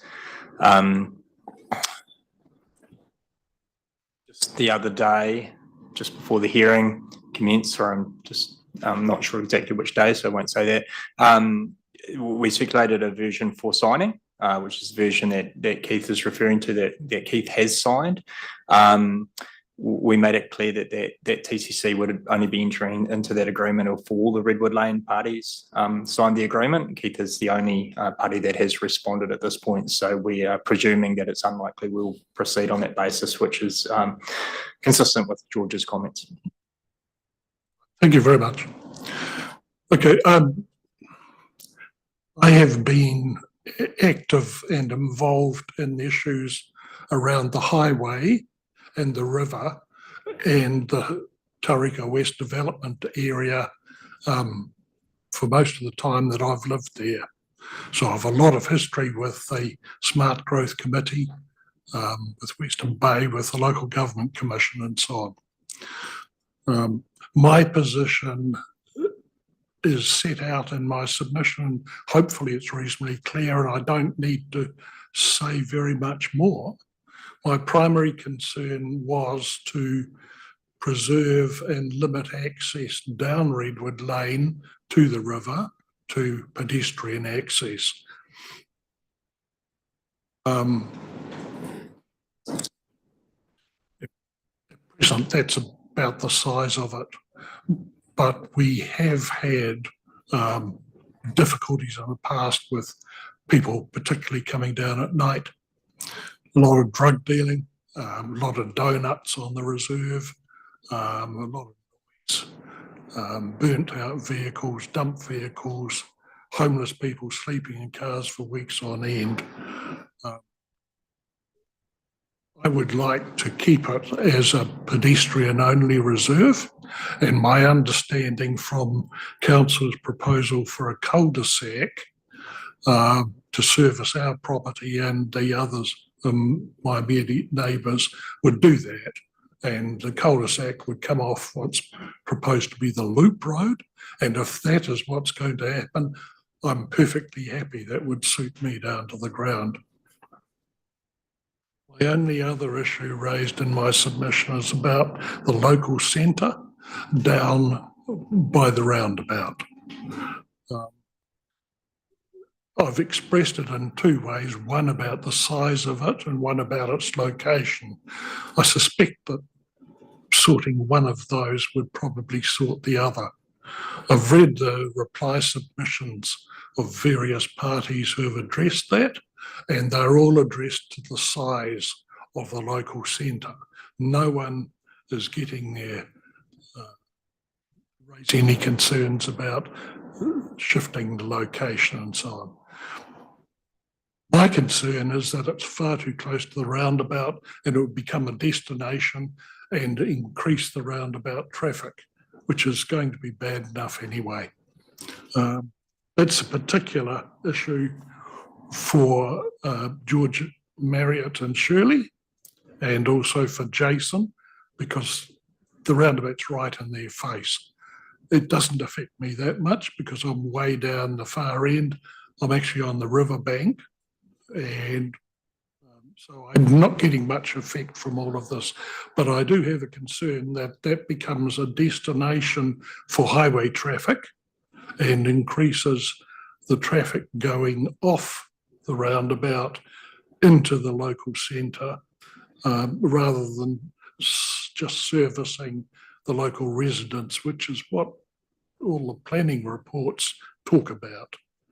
That would be particularly so if it had a petrol station, because it would inevitably have a truck stop. The prior petrol station was up at Tauriko by the school. It had a truck stop out the back. The truck traffic over that highway is enormous. And I know that the truck stop at the old petrol station produced a vast proportion of its income. It was a very busy truck stop. And I don't want that happening off this roundabout because it's just too close to the roundabout and to the residential area. Truck stop and a petrol station were better placed elsewhere on the highway, perhaps again up the top, or in Bryce's industrial area across the road. That said, it doesn't directly affect me, but it's a matter that I think would be better handled in another location. And perhaps if one of the neighbourhood centres up in the centre of the development were swapped for the local centre down by the roundabout, that would be a better outcome. That's all I have to say. I understand you're taking a view this afternoon. If you want to come and have a look at our place, please feel welcome. Thank you, Mr. Catron. Thank you for your submission. Any? Fraser? That's clear. So thank you very much for your contribution, Mr. Catron. Thank you. The last one this morning, I think it's Jason Wright. Yeah.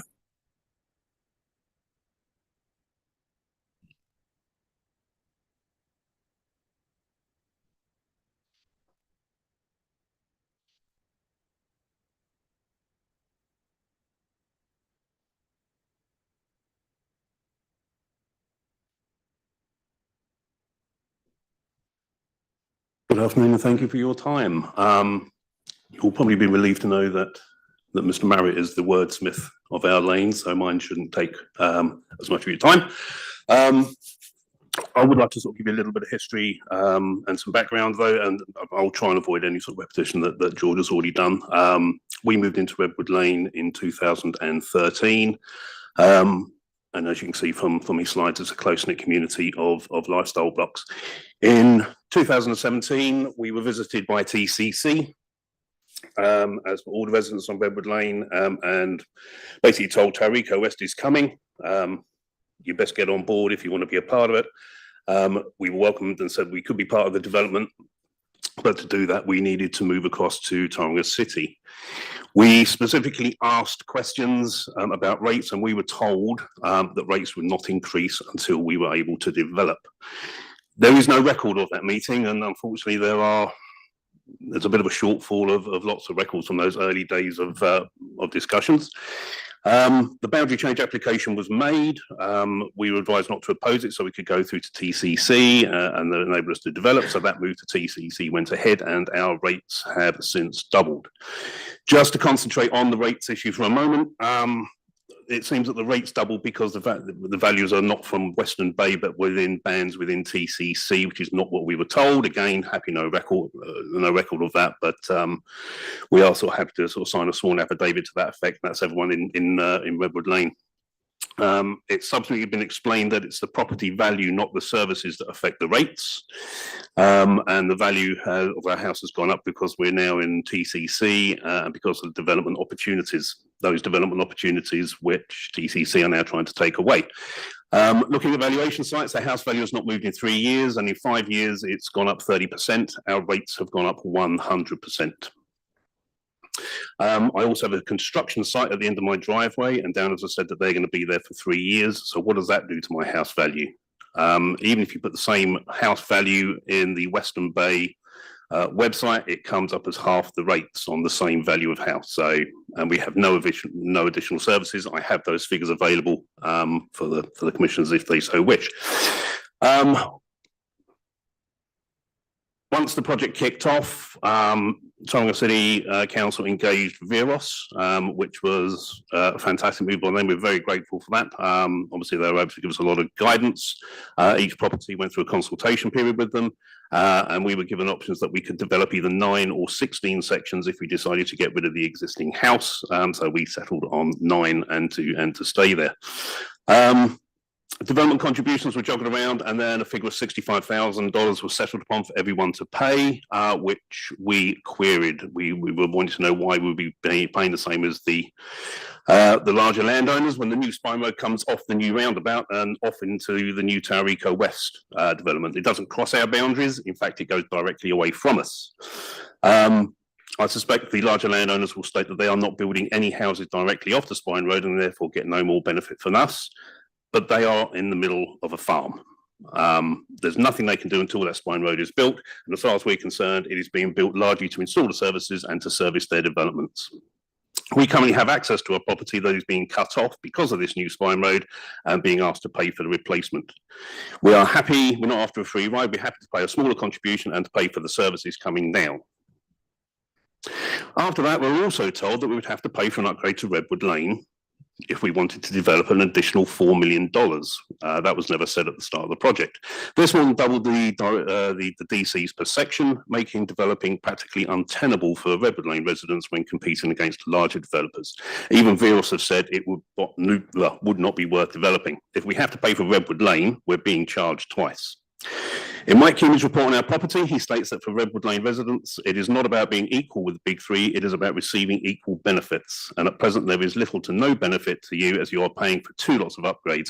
In addition, your underlying zone, being rural residential versus rural, results in the underlying land value, even in your balanced land, as a higher land value, and therefore requires greater uplift from zoning for there to be an equal benefit to that of developers.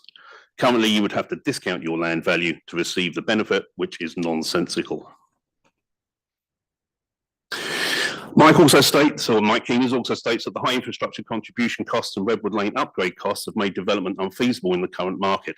Without these escalated contribution costs, the development costs are comparable to other viable land development projects on a per lot basis. And that report, I think you already have that report. If not, that is available. Veros also state that he has reviewed the council's cost for the Redwood Lane upgrades, and in his opinion, they are inflated, which is not uncommon on council projects. Council did make an initial suggestion of paying $2 million towards the Redwood Lane upgrade and going halves, but even that made the DCs unfairly high, and that was also subsequently rejected by the full council. Veros again, I'll tell you they've been useful. Have said that making a road upgrade the obligation of the Redwood Lane residents means the cost for the project would then not be proportionately fair. The project is to create an urban environment, and rural roads should be upgraded as part of that, especially when there is increased public use. This is all from the independent property development company engaged by Tauranga City Council, and they have ignored that part of it. Given the total project budget of $750 million, upgrading Redwood Lane is a drop in the ocean, so we're still not sure why it wasn't included. Tauranga City Council have also said that an upgrade would fall to the ratepayers, but then don't all local road upgrades fall to ratepayers? As you've seen from the pictures, it's a 3.5 metre wide tar seal on a plastic sheet and is long overdue for repair. It's also going to form part of the new development that gives public access to the underpass, walkways and cycle paths. Every other road in the area will be curb and channeled and lit, bar that one. The council is turning us urban, so why should the roading not be of an urban standard? George has already mentioned the social issues we have. Where are the new teenagers in the development going to go? Probably to the single track road with no street lighting near the underpass, which is at the end of my driveway. Tauranga City repeatedly stated that they needed to get us, themselves and the larger landowners around the table to discuss the contributions. We waited for over 7 months for this meeting to happen. Primary reason was the larger developers were too busy to commit to a meeting.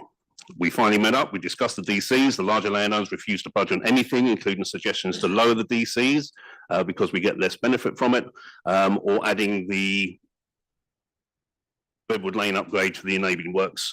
With that had a council contribution, that would add an average of approximately $800 per section.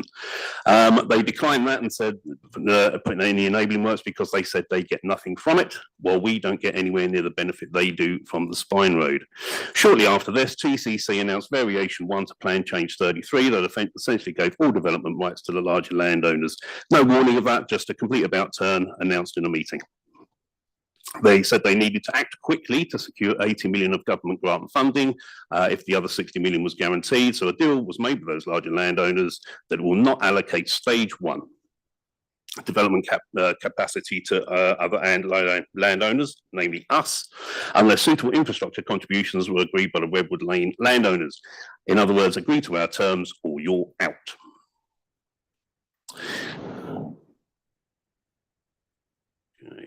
As this hearing loomed large on the horizon, attempts were made to get a deal done. Mr. Mead and Councillor Schuler sat around my table with Andre Pratt and thrashed out some terms, which weren't ideal, but they were put to the full council, who essentially refused everything. They refused any sort of rates relief, no agreement to review the rate bands for future developments. There were other options to underwrite part of the debt in case phase 2 didn't happen, the option to upgrade Redwood Lane.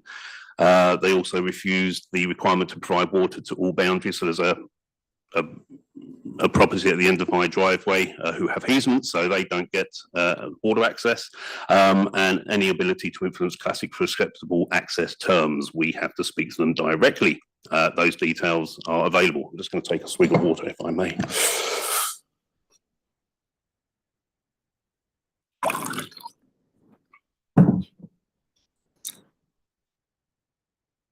The Mayor stated that we do have the option to wait until phase 2. Yes, we do. When's that? When will it happen? Nobody knows. If we could click fingers and all this work was done at the end of our road and everything was being developed up in the north, it's not the worst scenario, but it's not the case. We've tried several attempts to get an agreement, asking for existing access to stay or and use Redwood Lane as it is, have a left in, left out for the Marriotts, and have all been declined. We are now being offered an agreement that gives us reduced section allotment of five sections to pay the full enabling work DCs and have a cul-de-sac up where the loop road joins Redwood Lane. Instead of a full upgrade. It also now states that all 4 of us have to sign or it's a no-go. The reasons being that 80 million spent on a cul-de-sac will not deliver value for money if it's a lower delivery of sections. But some neighbours, their solution is undesirable or financially prohibitive. So we suffer even though we're not a collective. And we've also had our section allocation reduced either by TCC or the developers. So it seems a bit unfair to use that as a brickbat.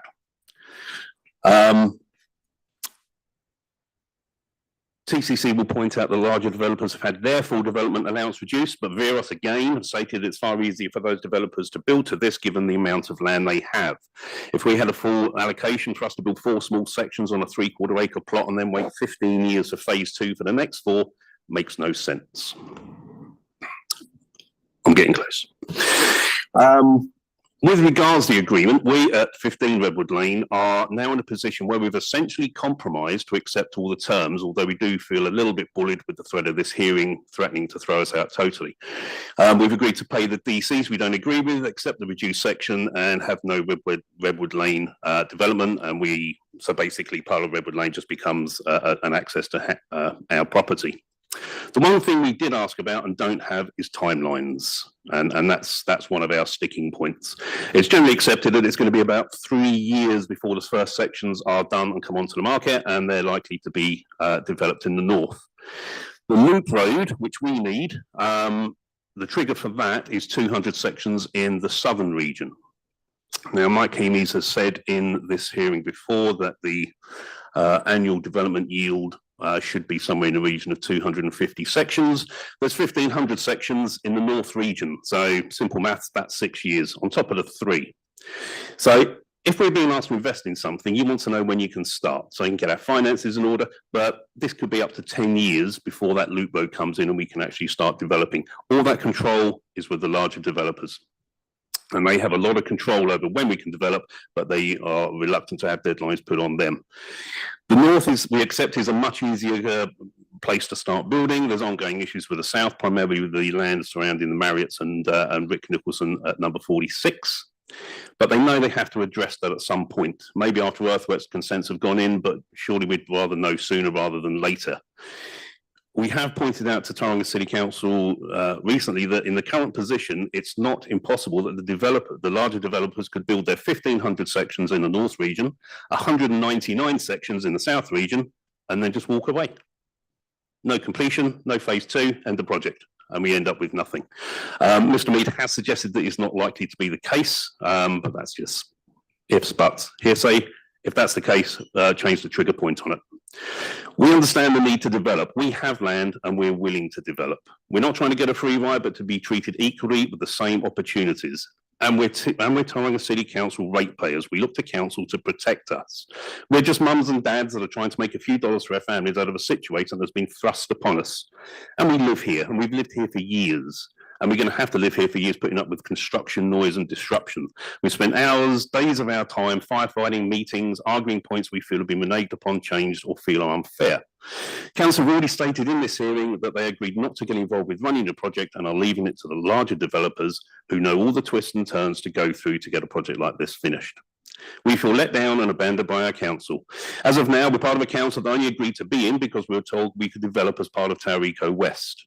We at 15 were told by Tauranga City that we could develop and have agreed to their terms other than timelines. And I don't think it's unfair to assume that that wouldn't mean waiting around for 10 years. We are paying double the rates for next to no benefit. We're in the middle of a construction site for 3 years and will be again when they come, if they eventually come around to do the loop road.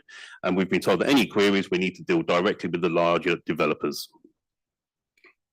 I'm also due to have temporary access given to my property until that loop road goes in, which I don't think is going to do anything too great to my house value. And because we question the fairness of the amounts we're asked to pay, TCC has raised a variation to give all phase 1 development rights to the larger landowners. What would we like? To get rid of this zone 3 so that we go back into zone 1. Zone 3 is essentially a way to put us into a wait until phase 2.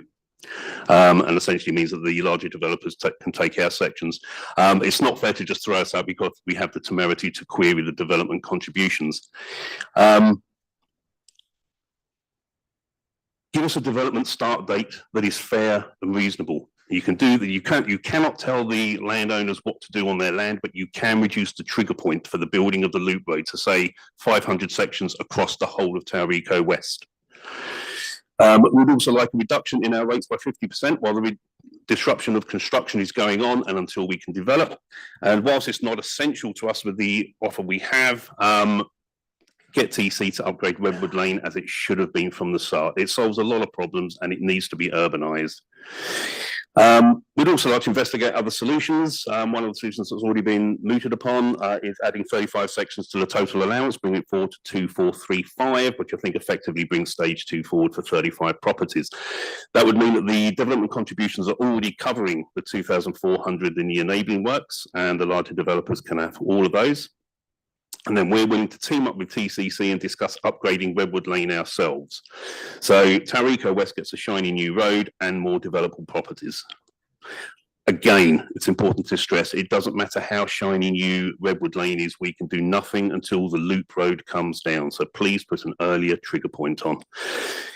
It would be easy to just say, well, the large developers will give us sections and just roll over the top of us Redwood Laners, but we were assured we could develop, we are willing to develop, but getting us to deal with developers who likely want our sections is not fair. I understand there's a site visit booked for this afternoon, so hopefully being on the ground will give you guys a better insight, and we were more than happy to meet and greet and give our side from the battle lines rather than just hearing the council version. I think that was shorter. Thank you, Mr. Wright. I appreciate that. Just on that last point, we will be doing a site visit, but as part of a site visit, we don't engage with parties on the site visit. It's simply commissioners, basically, at that point. But we certainly will be coming down Redwood Lane, so you may see us. Am I allowed to say hello? Pardon? Am I allowed to say hello? Yes, yes, but that's about as far as it gets. Okay, so you won't be going there with Tauranga City Council? They will be driving. Yes, right. Yes, yeah. But no, I mean, the standard rules on site visits are that there is no conversation about matters that have not been disclosed in the hearing. So you can be sure of that. Just a number of you have picked up the rate issue. We have no jurisdiction to deal with the rate issues. Just let me make that quite clear. So that's not on our table. Okay. But certainly it's helpful in terms of some of the other issues, and certainly the emphasis that you've placed on the start date for Loop Road or mechanisms by which that might be advanced are matters that we will certainly think about very carefully. Questions? So appreciate your time this morning or this afternoon. Thank you for your time. Thank you. Right. Thank you.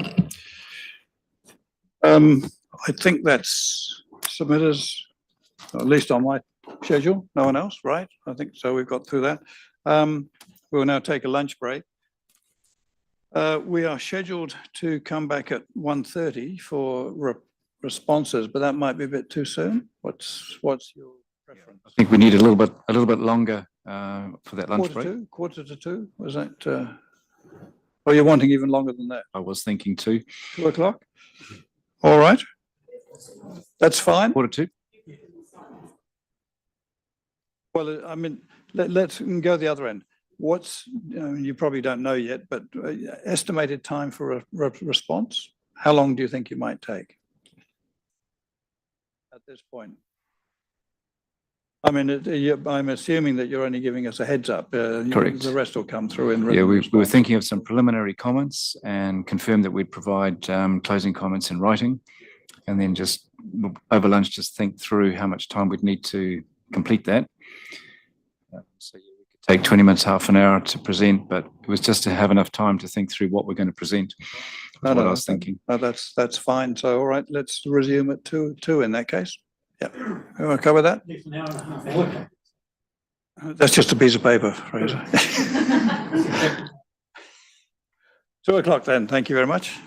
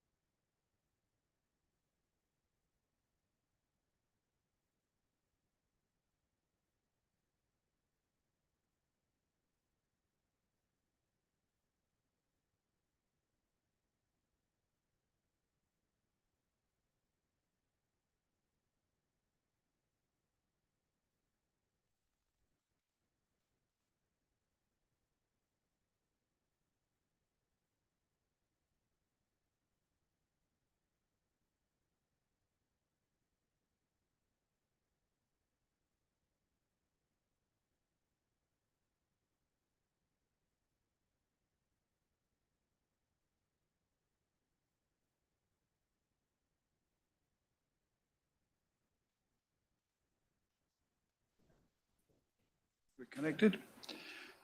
All right, thank you very much. Let's resume, and we resume with council's response. So, Thank you.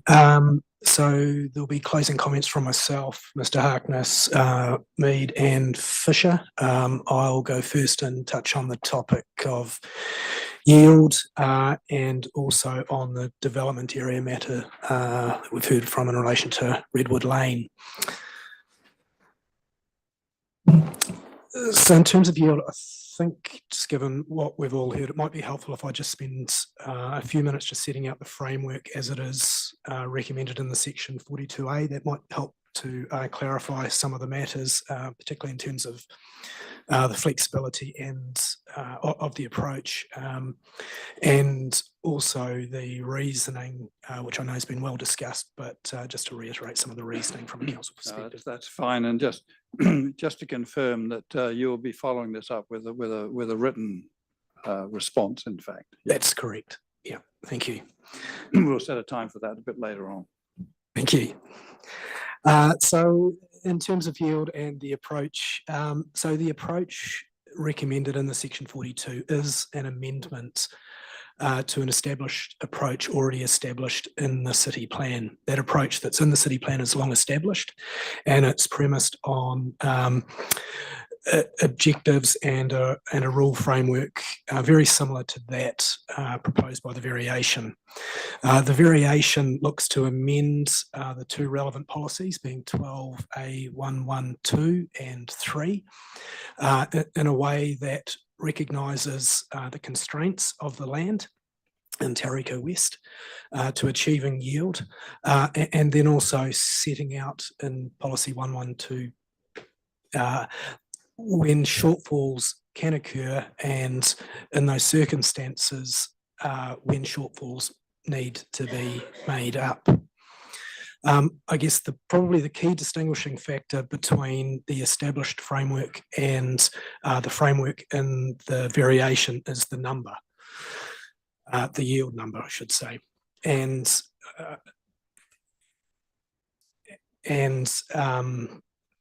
the other key distinguishing factor relates to the activity status when a shortfall is sought, or that number, that yield number, is not met. In the established plan, a shortfall of half a hectare below the established minimum yield is a restricted discretionary activity. A shortfall beyond half a hectare becomes a non-complying activity. In the variation, a shortfall would become a restricted discretionary activity.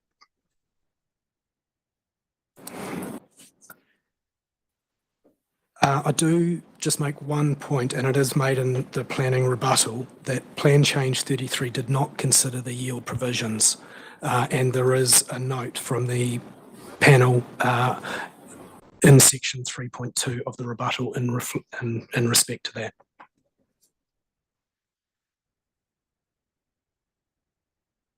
So in terms of the variation and the rule framework, the first step is that the minimum average net yield requirement is 22 residential allotments per hectare for the first 800 residential allotments, and that's as a controlled activity. Beyond the 800 residential allotment threshold, the minimum average net yield steps to 25 residential allotments. That's also as a controlled activity. Shortfall in either of those instances becomes a restricted discretionary activity. I understand that through the joint witness statement and the expert conferencing, that approach in principle is agreed. Again, it's the number that isn't, the yield number that isn't. When a restricted discretionary activity shortfall is proposed, then the matters over which the council would reserve its discretion, the consent authority would reserve its discretion, relate to constraints, matters relating to topography, the landform, geotechnical matters, landscape, and cultural values. They also relate to market conditions. There's an ability for the applicant to provide a master plan as part of their restricted discretionary activity in the instance of a shortfall, showing how that shortfall could be made up if it isn't due to, those listed circumstances in the policy. There is no requirement to make up a shortfall when those circumstances are the reason for that shortfall. I think the final point just on the framework is the matter of the impact of roading. The sample development analysis we undertook showed that as higher density development is delivered, the land for local roading and access legs, rights of way increased. And there was a trigger point at about 30% associated with development at about, or around, I should say, 22 dwellings per hectare. We felt that to better reflect the effective yield of a development, it was reasonable and appropriate to then cap the impact of the requirement for local roading and access ways and rights of way. And that 30% cap reflects that, that limit. The current city plan doesn't do that. The definition of net developable yield has an unlimited, or no limit, I should say, on the amount of local roading when calculating net developable yield. In our written closing statement, we will come back with a diagram to better illustrate the point that we're trying to achieve with that suggestion. In terms of the step itself, the sample development analysis that we've undertaken shows that 20 dwellings per hectare development is already being achieved within Tauranga. That's addressed in Mr. Keamy's evidence in paragraph 40. What that sample development analysis, and that analysis is not simply limited to the Tauranga market, shows that at 20 dwellings per hectare, development is shown to deliver 100% detached housing. However, once that development density or yield steps up to 22 dwellings per hectare, development is shown to deliver around 90% detached housing. At the further step, at 25 dwellings per hectare, development is shown to deliver around 40% or less of detached housing. Mr. Greenway's memo shows that of the detached housing that is delivered, it tends to be 3 to 4 bedroom homes within Tauranga. Whereas when attached housing is delivered, a greater mix of 1, 2, 3, 4 and 5 bedroom homes is delivered. And that's reflected in table 2 of Mr. Greenway's memo. Yes, a final point I take from Mr. Greenway's memo is that one person and couple households are projected to represent 65% of the projected household type growth between 2020 and 2050 across Tauranga. In terms of the 800 residential allotment threshold, the reasoning for that, and I understand it's been well discussed, but I'll just touch on those points again. That represents when feasibility to deliver at 25 dwellings per hectare is likely to be achieved, and the analysis is suggesting that is likely to be in the early 2030s. Assuming the development starts around 2027, that provides a time period for public and private developer delivered amenity to establish. That threshold also helps to ensure an increased mix of dwellings is achieved and delivered within the Tauriko West growth area over the medium to longer term. And that's based on the household type analysis that I just mentioned above. That threshold also helps to limit any potential impact on the total yield outcome across the growth area. And our analysis has shown that with that step from 22 to 25, Ultimately, an average net yield of 24 or just above dwellings per hectare could be achieved. The final point I make is one that Mr. Keeney's made yesterday, that population at around 800 dwellings starts to support a local commercial centre.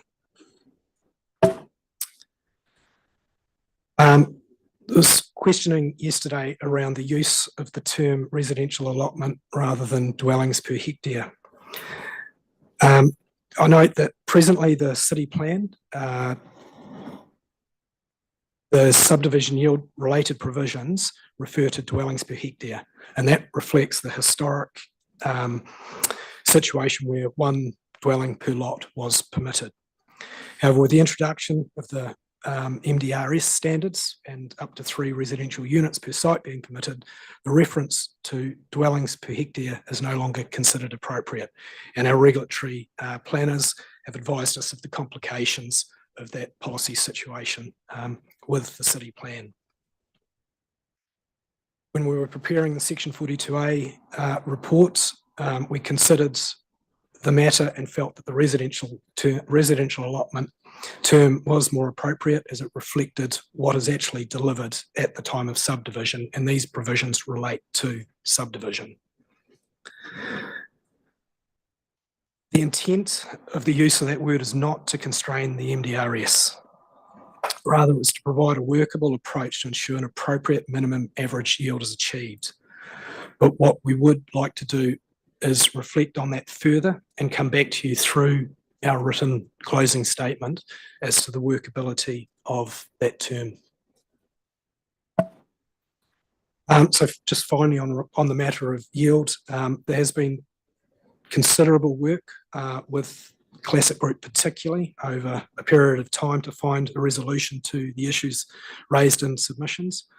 I feel we have come a long way to reaching and addressing many of those issues. We have an agreed framework should the yield number not be achieved, but we haven't been able to reach agreement on that number. And just reflecting on the approach that we are putting forward, I feel that is well established by Smart Growth and the NPS UD, particularly in terms of achieving the efficient use of land and a mix of typologies. And that framework that's suggested, I believe, achieves that.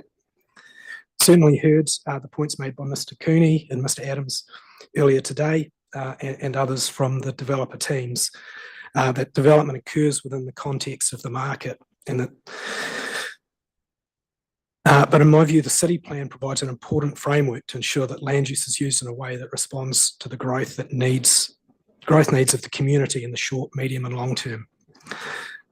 In my view, if the net yield requirement was to be lower as requested, then there is potential for development to deliver a topology that is most attractive to the market in the short term. In my view, the variation is not just about that. While it's important to deliver that housing quickly, I think it is also important to be aligned to the community need, and that is a more mixed housing typology. I believe the framework proposed in the variation supports that. The final matter I'll just comment on is regarding Redwood Lane, and certainly there's been considerable effort going into finding a solution that is agreeable to all involved for a period of time, quite a considerable period of time, and particularly over the last few months, it's been very intensive for those involved in the detail. Providing certainty in terms of when housing can actually be built on that Redwood Lane land is difficult. And I think that's simply because of the sequence of events that need to occur. The first is the land needs to be rezoned. Second event is the earthworks consent needs to be obtained.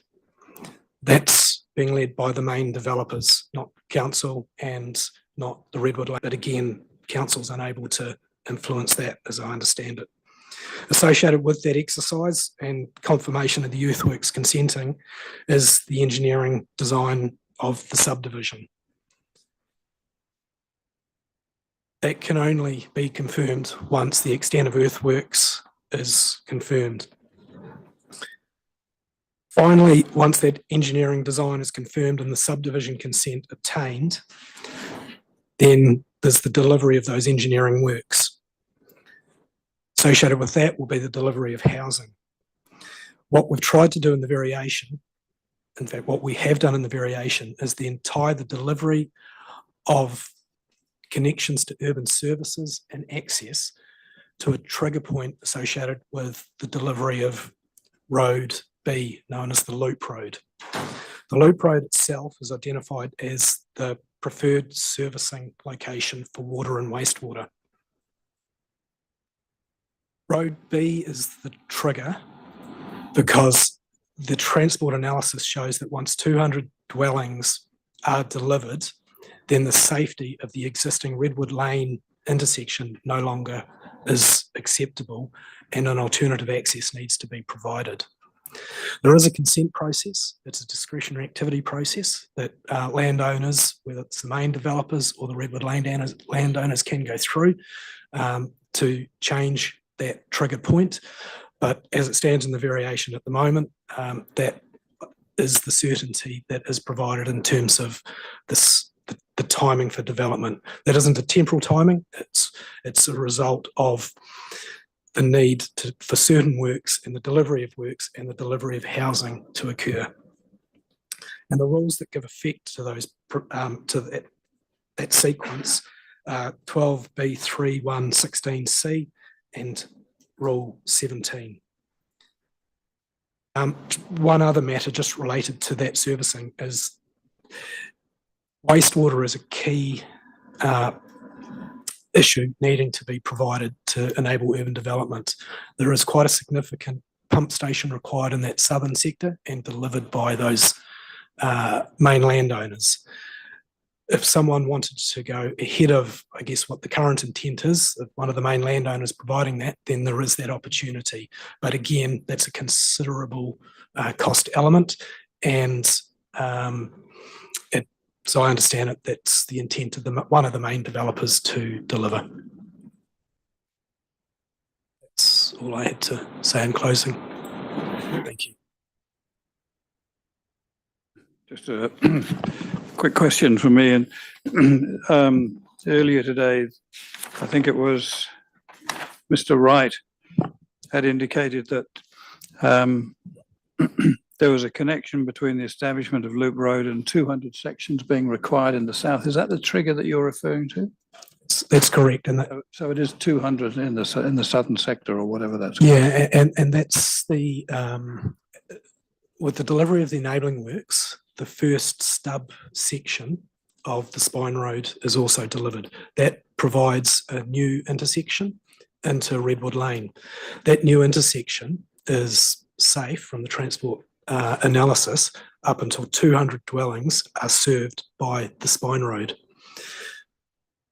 So we're in the hands of, I guess, that stepped process as to when that 200 is So the spine road has to be in as well as the 200, does it? Or yeah, a short section of the spine road to then link to the loop road. Yeah. We may have an image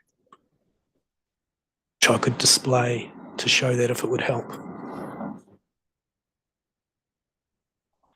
Oh, well, just include that later on. That would be helpful. Yeah, that's all right. We'll address that in closing. Fraser, anything from that? All right, that's very good. Thank you very much. Oh, Andy. I'll just make just a couple of further comments, just picking up in terms of Redwood Lane and those broader issues to begin with, and just reinforcing that we really have been putting significant effort into trying to find a resolution to this. You could probably hear the frustration that we haven't been able to get there from the submitters that you heard earlier. We're equally, I guess, unhappy about not being able to resolve these matters. I think there are some points that they have made that we will further respond to in writing. I don't intend to speak to them now unless there are any further questions.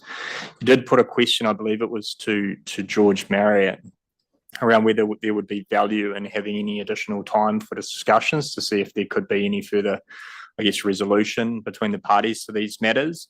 I guess where we're at is that many of those matters are, I believe, beyond the scope of the variation to do with things like rates or TCC LTP investment in roading improvements or other infrastructure. The matters that council has very recently considered through council reports and has made formal resolutions on them, and they're not matters that will be revisited by council and would have to be revisited by council. So they're not matters to be revisited anytime soon. So I don't think, and I don't see a lot of value in further discussions, to be honest. Just quickly, the second matter that I was just going to speak to, and this is back on the issue of minimum densities, and in particular, the report that was referenced through the Classic Group submissions, titled Greenfield Housing Policy Options Assessment for Tauranga. So that's a report by ME Consulting and Foresight Consulting. There was reference in there on page 87 under the title Density Targets, that the report had concluded that density targets in the range of 15 to 20 were appropriate for Tauriko West. That section of the report is actually referencing an earlier piece of work, which is noted in that section, called the Tauriko West Framework Plan, which was a piece of work concluded, I believe, in 2019. It is not referencing the outcomes or the recommendations around density from this report. If you go back in the ME report to page 65, it talks about the summary of densities or conclusions around densities that they've reached for Tauriko West. So that's page 65, paragraphs 3 to 5, where they, and I will just summarise this, talk about densities around 27 and 25 dwellings per hectare for 3-bedroom attached typologies becoming feasible. Densities for 1 and 2 bedroom detached product of 24 dwellings increasing to 32 dwellings over time. And for attached 1 and 2 bedroom product, dwellings are commercially feasible at dwelling densities of 29 dwellings per hectare in the medium term and 40, rising to 40 dwellings per hectare in the long term. So I think the report itself has been mischaracterised in those submissions. And also further on page 151 of that report, there is recognition that the densities for Tauriko West would fall somewhere in the roughly in the middle of the range between 20 and 35 dwellings per hectare overall. Those are all the comments I have.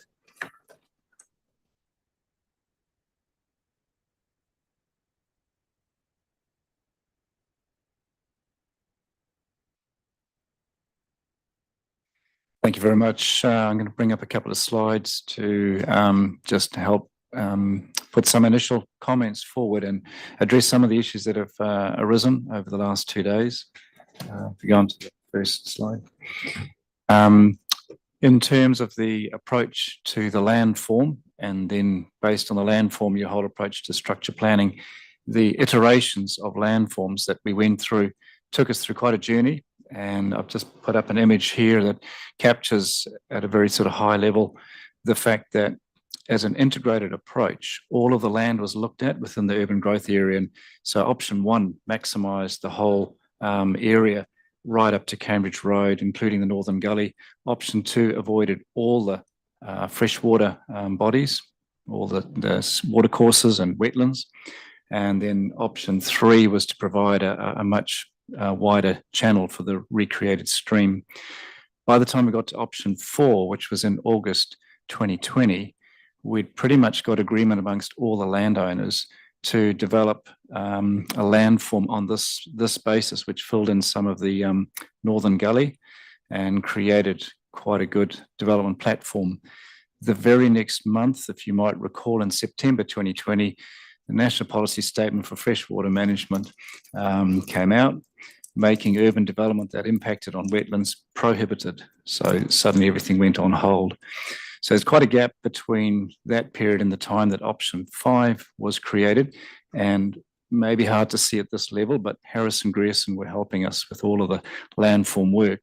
By that time, we were unable to work with Harris and Grierson when we resumed work on the option 5. So if I just flick to the next slide, option 5, you'll notice we got Element IMF to help us pull this together on behalf of the developers.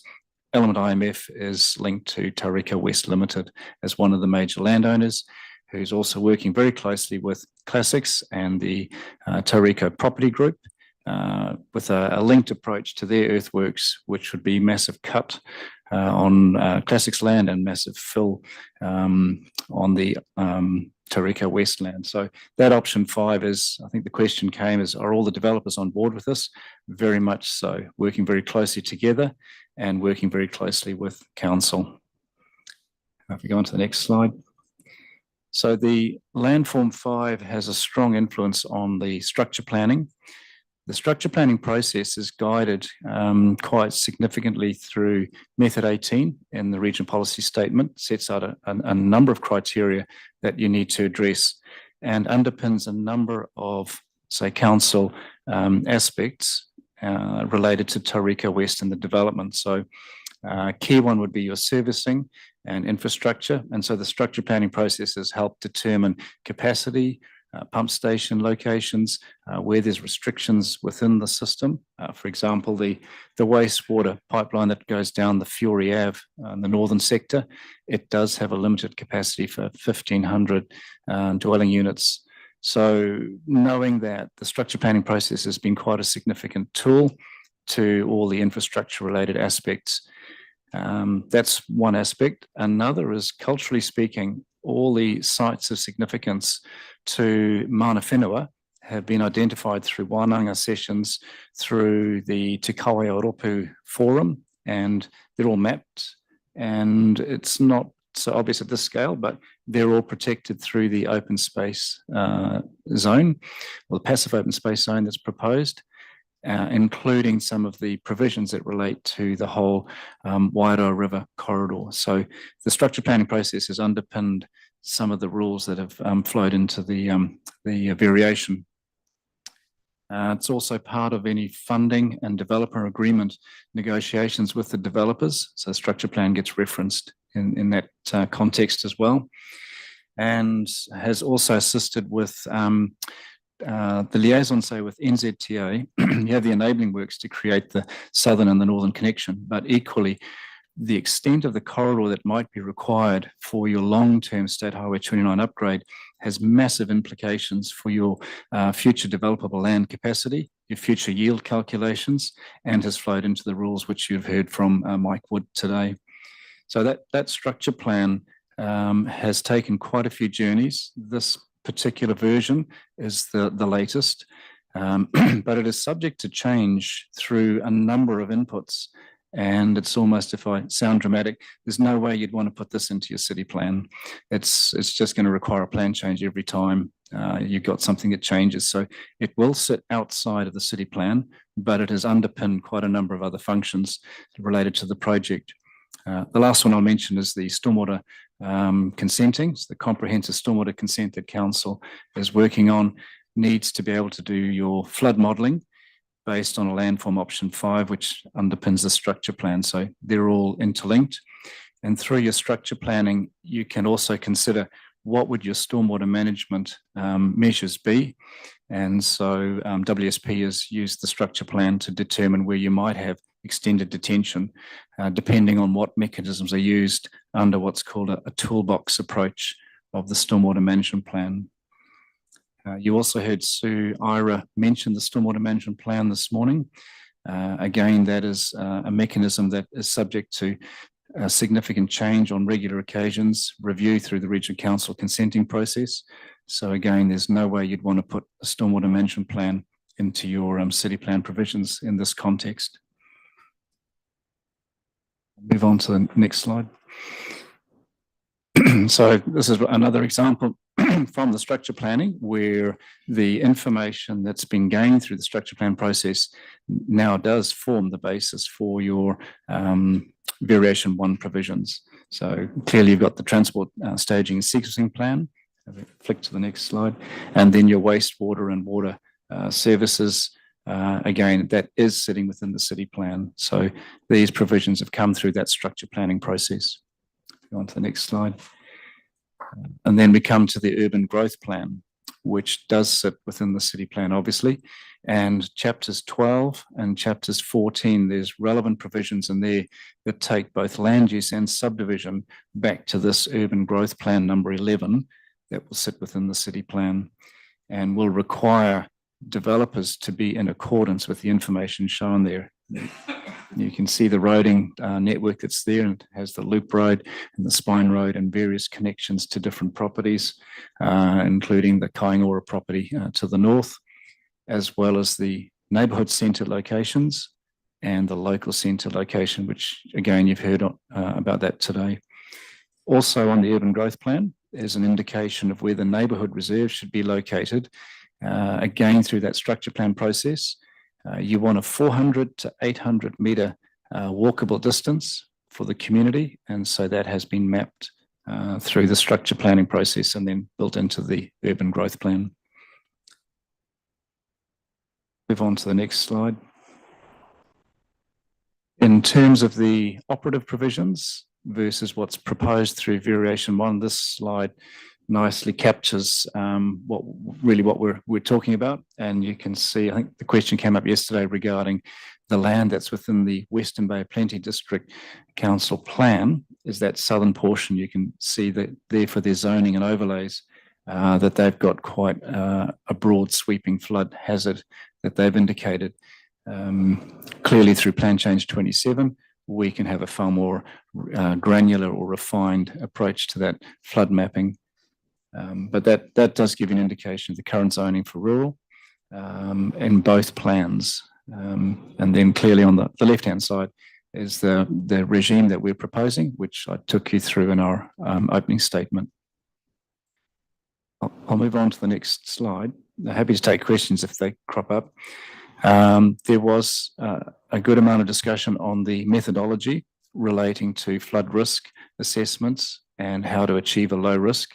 So what I've clarified here is WSP has followed the RPS requirements under Appendix L.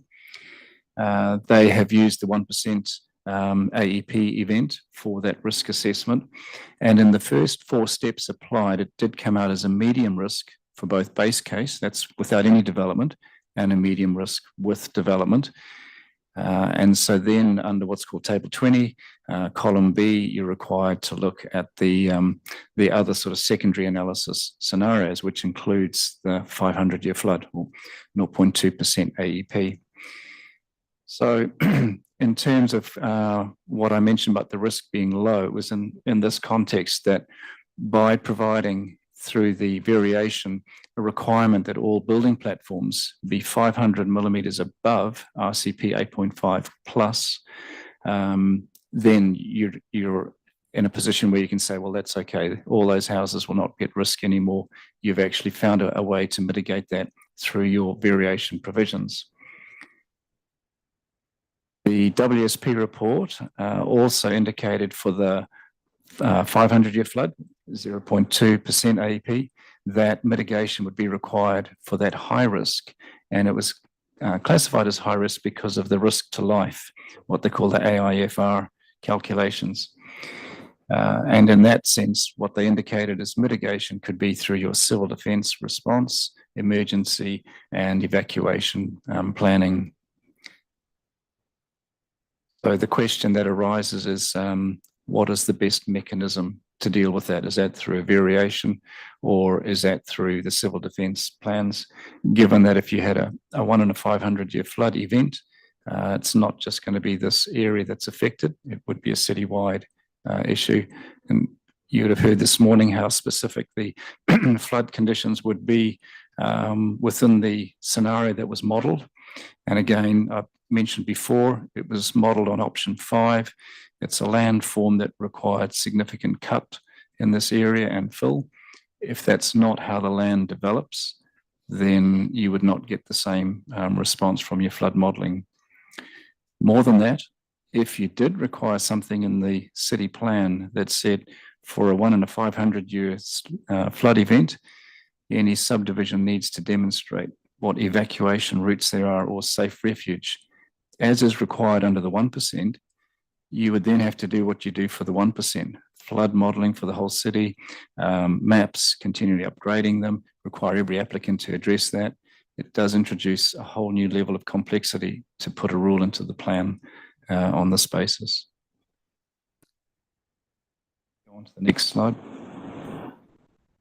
And the other matter that was raised in this context was that we have the NDRZ applied across the whole growth area, and the Regional Council has requested that we not include that zoning across flood capacity storage areas, and that would include the Northern Gully. So I've indicated 3 points, I'll just take them through them, but Plan Change 27 and the flood maps will cover the entire growth area. So that's the first thing. The second is that that modelling is based on the 1% AEP, and it's in accordance with the RPS requirements. And that the city plan rules will cover this currently as we speak, because they already have legal effect. The little map on the right is an excerpt or a little cut from the flood mapping. It's truncated over the southern half of Tauriko West, because when Tauranga City Council undertook that, that portion of the growth area wasn't included in the jurisdictional boundaries. But it does give an indication of how the Northern Gully would be included as floodplain when you look at the legend. Yeah, so those are the key points I just want to draw attention to before we finish today. And then obviously we'll follow up in closing and written comments on the other matters. Thank you very much.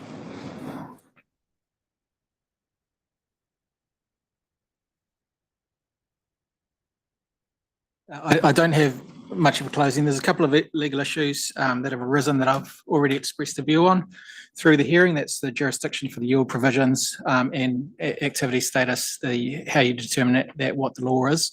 I think I've already made my position clear on those, but I will follow up in writing and set that all out for you in detail. I don't see much value in repeating myself now. So I will do that. Another matter that I intend to address is relevance of the funding agreements. I did give some thoughts off the top of my head, but I would like to go back to that and round that out and complete that in writing. So I'll do that also. And I'm going to address the issue of giving effect to method 18 of the RPS and how that relates to the 0.2% AEP event and so on. So I'll do a piece on that. There may also be several other issues I address, which might depend a bit on the planning response. For example, the MOE out of scope changes they're seeking and so on. So I may address that. So those at this stage, that's sort of the bulk of the list of things, but I'm open to hear anything else from the panel that you'd like addressed as well.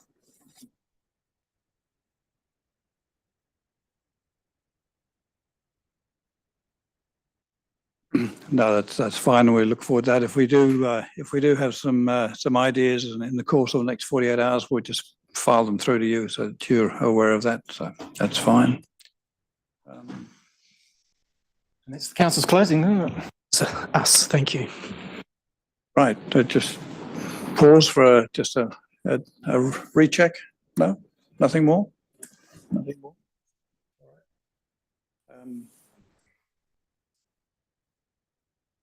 All right. Good. Okay. Excellent. All right. Right. Well, we're just going to close now, and we'll close. Oh yes. I wasn't going to ask about timing because it's going to be next year presumably, but anyway, we should set a timeline, I suppose, for your response. Could Christmas we- Eve, what is that? Well, could we try the 23rd? If we'll try the 23rd, if that's okay, with the panel. That's okay. I won't be out opening my mail on the 24th, I can tell you that. Yeah, no, that's fine as a starter. And I mean, obviously, if you need an extension, we're relaxed about that because yeah, a few other things to look at over the Christmas period. So, yeah. Okay. So yes, Kara Gear to close the hearing. Thank you very much.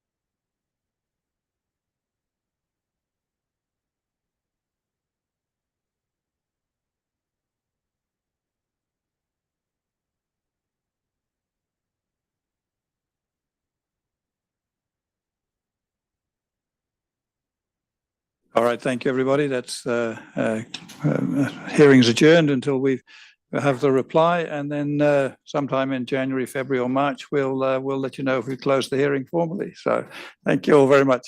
Right, thank you.